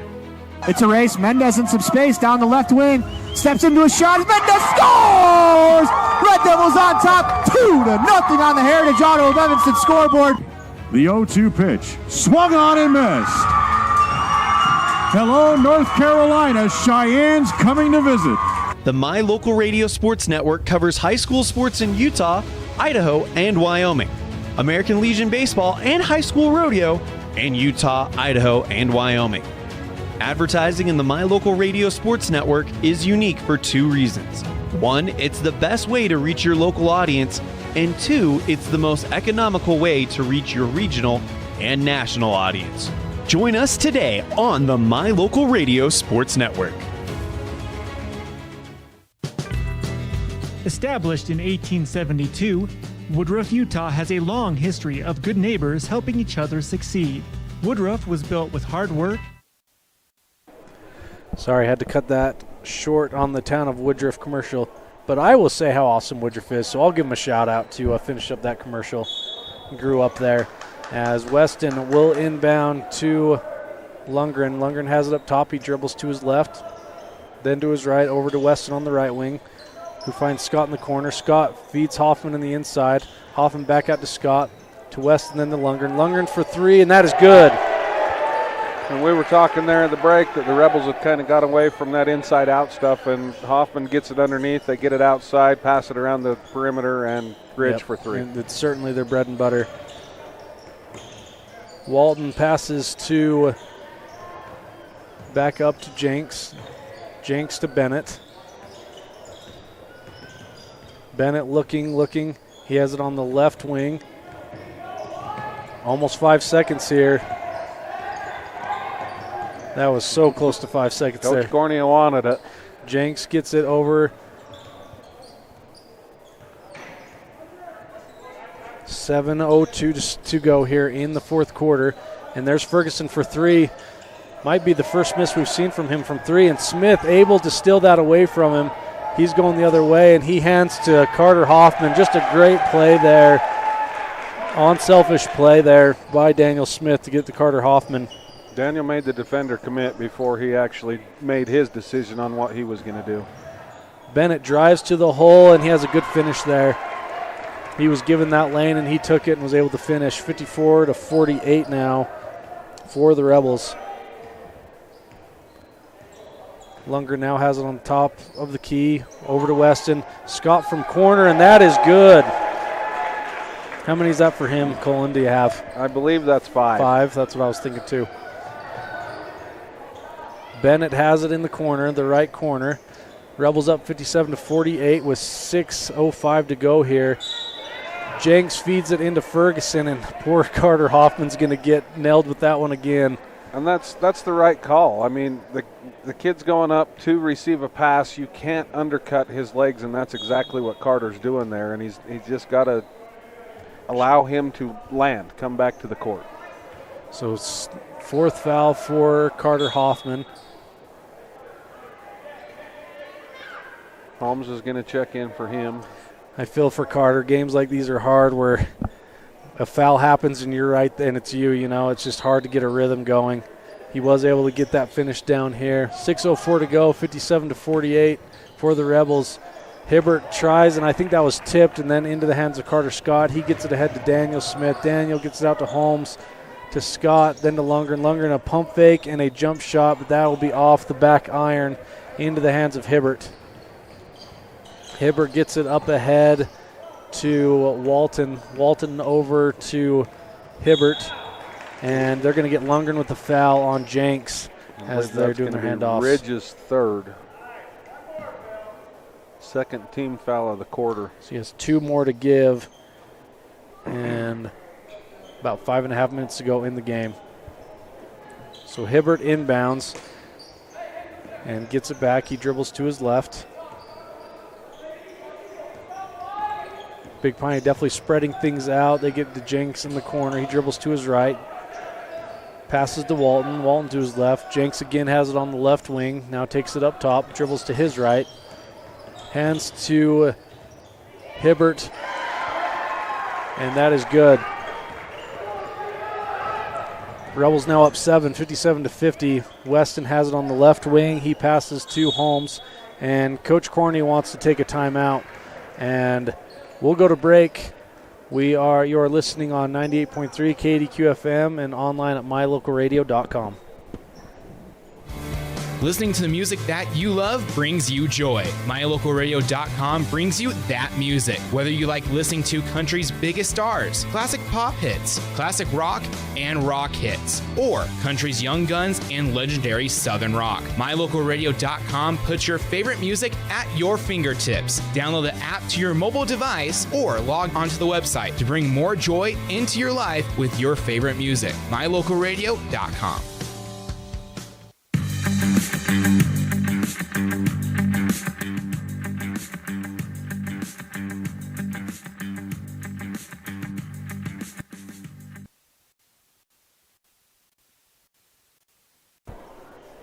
We are back here in the fourth quarter. Let me adjust the quarter here. Rebels up 7 with 5:07 to go here. And yeah, Colin, we are far from over, just the way that both teams have been playing. Lots of runs going on, and you want to absolutely keep the punchers away from that 3 line in this situation. Yeah, this puncher team's definitely able to make up 7 points in a quick hurry, and they proved that there towards the end of the third. So the Rebels do have possession as Weston will inbound to Lundgren. Looks like each team has 3 timeouts apiece according to the scoreboard. Ball's inbound to Lundgren, and he will have it up top. He passes over to Weston on the right wing, back to Lundgren. Lundgren passes to Scott, back to Lundgren. Lundgren dribble it out. They're going to definitely make Big Piney come to them as they spread things out. Ball is handed to Scott. I want Scott to try for that 6-3 here at some point. Lundgren, and here it might be 4-3, just rims out. Ferguson with the rebound. That's a good look. Eppenscheid has it on the right wing. He gets it over to Hibbert. Hibbert has it on the top. He dribbles to his right, hands to Walton. Walton will drive to the hole, and that goes off the front iron. A good rebound there by Carter Scott. He passes ahead to Lundgren, and Lundgren's going to slow things down and hand it back to Scott. Rebels now control their own destiny with 4 minutes to go. No need to rush things, 57-50. Weston dribbles into the key and kicks it back out to Hoffman, and Hoffman's going to go to the hole and almost able to finish. And the ball is rebounded by Ferguson up ahead to Hibbert. Hibbert tries for the behind-the-back pass, and then a jump ball will ensue, I believe. And like we've talked about, I mean, who's right there in that scrum? Anybody but Carter Scott. He's just been everywhere today. You know, and it kind of started with that Manila game where we saw the physicality side of Scott. You know, sometimes if you don't play football, you get the the reputation that you just sit on the 3 line, but Carter Scott's anything but that. He loves to be physical, as does Ridge Lundgren, so it's a great thing to see from those two. Ferguson drives to the hole, and great defense there by Daniel Smith, and gets it to Lundgren. Lundgren up ahead to Scott, back to Lundgren. 3:33 to go. Scott for 3, and there it is. Scott with his 6th 3 to make it a 10-point game, and that's a big play right there, Colin. Yes, to open that back up to 10 is huge. Yeah, going from 7 to 10, it may just be 3 points, but even mentally to know you're now down 10 with 3 minutes to go is a big deal. And I believe that was Ferguson that gets the short jumper. On an offensive rebound. Yep. It's the Rebels up 8 as Scott walks it across. Colin, I want him to go for 7 now. We get a 7-3 before the end of the night. Well, I watched my own kid hit 6 against Tabby at home. That's right. I remember that. Yep, Hunter had a great game that day. As Drake gets fouled, driving to the rim, being aggressive. Yep. I think the most I've ever seen in person at Rich High was his name, Zach Avila. They called him Bob Avila. I was like in 7th grade, and I want to say he had like 8 or 9 that night against St. Joe's. Gary McKee or somebody can text me and fact check that, but that's the most I've seen in person. I do believe the night that John Scott, Carter Scott's older brother, scored 40, he had more than 6. I do know that. Which I gave Carter a bunch of crap last year and asked him if he was going to outscore his older brother for the not just the season, for his career. And he's doing all he can tonight. He's had a great one. And Drake Weston able to knock down both free throws. Coach Corney has taken a 30-second timeout. And I haven't checked the record books, but the last I saw, Rich High School does have the record for the most threes in a game, and it happened in the old gym against Waterford. And I know this random fact because I talked to the one who did it. It was Webb, John Webb. He had 10 threes, I believe is what the record was for him in the old gym, what we call the old gym, against Waterford. I met him at a wedding this summer, and we talked about that game. And so, yep, and I just got a text from Jared Argyle. He confirmed John Webb at 10 or 11. So Carter Scott entering into that discussion, which is a fun thing tonight with 6 threes. So, yeah, for sure. I'm trying to look on the UHSA website or app. So Big Piney will have the ball here under the Rebel basket, and the Rebels are into a full court press here, up 10 with 2:52 to go in the game. Ferguson has the ball. He gets it ahead to Eppenscheid. Eppenscheid has it on the right wing, hands to Hibbert. Hibbert picks up his dribble back to Eppenscheid.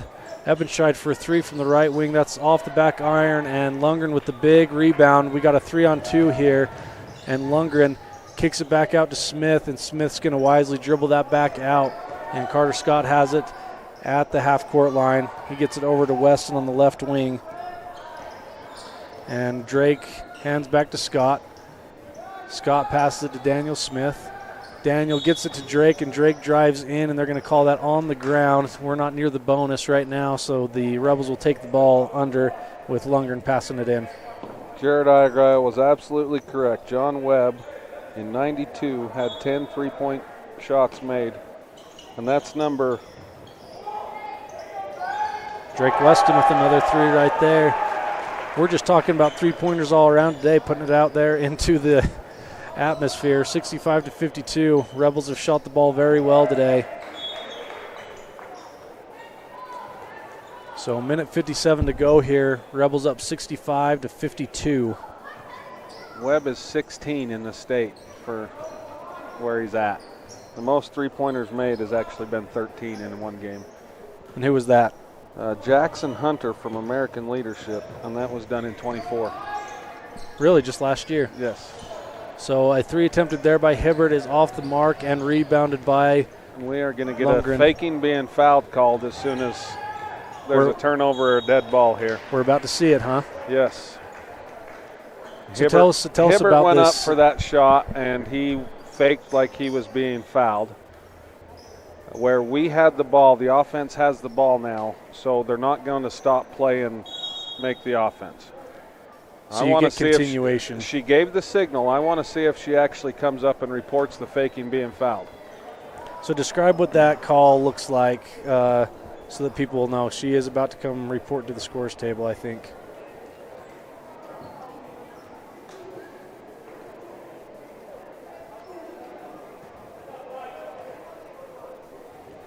Yeah, so Colin, talk about this, because this is the first year with this, right? So talk about what this, or that it's being enforced. Well, they've changed it because it used to be a player technical foul as soon as you flopped. Yeah. Well, that's a pretty hard punishment for trying to draw a call. So instead of a player technical, the first one is just a warning on the team. Mm-hmm. The second one would become a team technical. So it doesn't go against that single player. It will go against the foul count. And so the warning just happened. So they just warned Big Piney for Hibbert faking being fouled on that three-point attempt. And I like that they don't stop play either. So they let it continue. And she called it late, which is fine, and she allowed Rich to continue on the offense.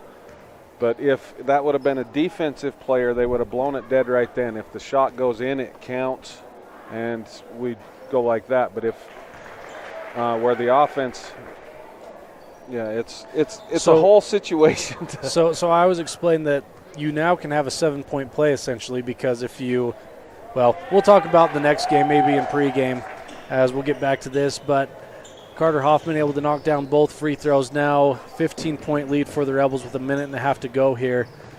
Walton passes to Hibbert up top. Hibbert dribbles to his right.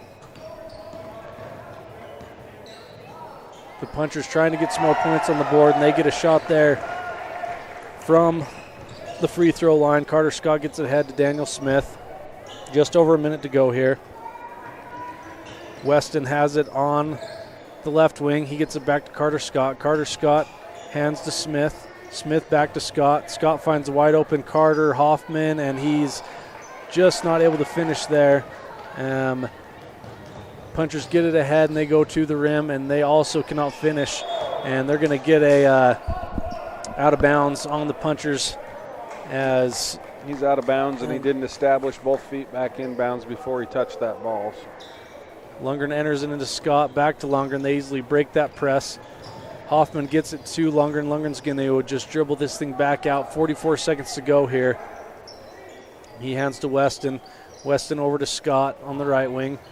Scott to Hoffman in the corner. Hoffman gets it to Scott up top. Back to Hoffman. 30 seconds to go here. Scott over to Weston. Weston dribbles into the key, and he's going to dribble it back out. Over to Hoffman, and now they'll foul. And no bonus yet. That will be the fourth team foul for the Punchers. They're just one away from going to the bonus. That was just Espenscheid's first. 20.7 seconds remaining in this one. Daniel enters it into Carter. Carter to Scott. Scott's going to dribble, and he'll get fouled with 15 seconds to go. He's going to go to the line. That's the fifth team foul. And I don't even know what Carter Scott's at point-wise. It's definitely a good number. Probably, well, it is a career high. I'm thinking 20. Yeah, safe to say. I'm going to say 23 with that make there, because he did have two two-pointers that I can remember.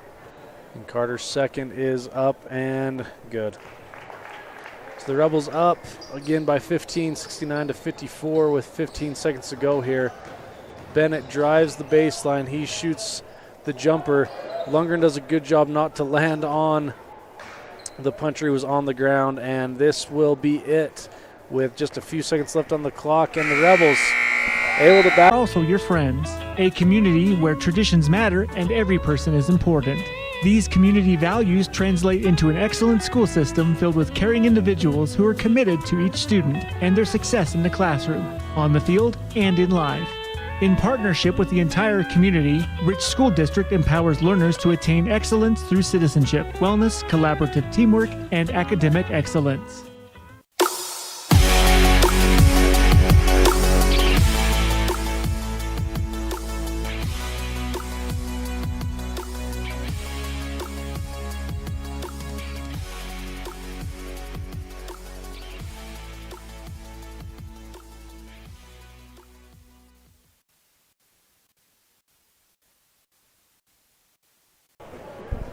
We are back here with our Independent Software Solutions post-game show, calling a good, entertaining game from start to finish, and the Rebels able to pull away and win 69-54. And we'll get our stat sheet here shortly sent up to us. But let's just jump to we'll start with the calendar update to give everyone an update what's going on for the rest of today. And I will try to get some updates from girls wrestling. They are down at the Bountiful tournament, and the boys are down there too. Today was just the start of the girls, but I do know at least for sure Wilkes-Weston was in the semis at some point today down there. I'll try to get a better update for our games later today for the wrestlers, both boys and girls, at Bountiful today. And later today we have the boys and the girls playing Farson. That starts at 4:30 with the girls, and then the boys will finish out the weekend with the 6 o'clock matchup against Farson. And you're going to see a very similar team that we just saw in Big Piney with Farson. And so we'll jump to our player of the game. And Colin, we haven't discussed this, but I would say you got to give it to the 6 3-point man in Carter Scott. We'll get the totals 4 points today, but he just did a great job in a game that you needed big plays like that. And, it just wasn't his scoring obviously helps win the ball game. But, he just seemed like he was everywhere. He was rebounding. He had a couple steals that I can think of off the top of my head. He had some assists. Carter Scott was just an all-around player in this game today, and he deserves it. So that's definitely the player of today's game. And we thank the Crawford Trough for sponsoring that. And we're going to go to a quick break. When we come back, we'll have the D. McKay Frankum Precision Play of the game, and then we'll close this out and meet back up with our viewers at 4:30. We'll be back after this. WattSmart is Rocky Mountain Power's energy efficiency program. WattSmart provides rebates to residential customers for energy efficiency upgrades made around the home. Devices and appliances that use electricity in your home can usually be made more efficient, and that can save you money and energy. When you decide to make upgrades, we have rebates available for you. Visit wattsmarthomes.com today.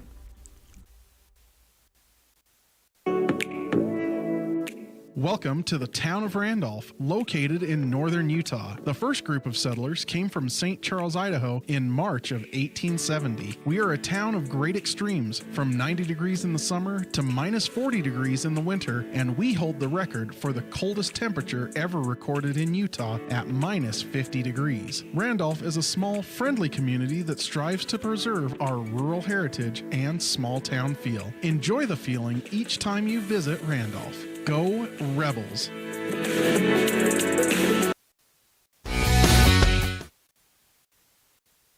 We are back to cap things off in our Independent Software Solutions post-game show with the D. McKay Frankum Precision Play of the Game. And Colin, what do you have for us for the play of the game that stuck out to you? There was quite a few. Carter Scott's 6 3-pointers is pretty big, but one of the momentum swings was Daniel Smith underneath. He draws the whole defense where he's normally going to go up with that ball, and he finds a cutting Jet Holmes through the lane, and Jet lays it up for an easy 2. So that to me was the play of the game today. And, it really represented the way these boys played today. Having one guy who had 6 threes shows that there was just great ball movement, finding the open guy. There were numerous times where we said that they made that extra pass. So great unselfish play today from the boys all around. So thank you for tuning in. Tune back in at 4:30 as the girls take on Farson, and we will see you there. Oh, and we did just get the score sheets. We'll just hurry and quickly go through those. So for the Rebels, we'll start at the top. So Jet Holmes had 6, Daniel Smith with 1, Drake Weston with 16, Ridge Lundgren 11, Carter Hoffman 6, and Carter Scott with 29. So a great game for Carter. So thank you for tuning in, and I'll give Big Piney some love as well. Their high point man was Ferguson. He ended with 20. Let's see. Jenks with 2. Bennett with 7. Walton with 6. And how are we saying that name again? Number 20. Espenscheid.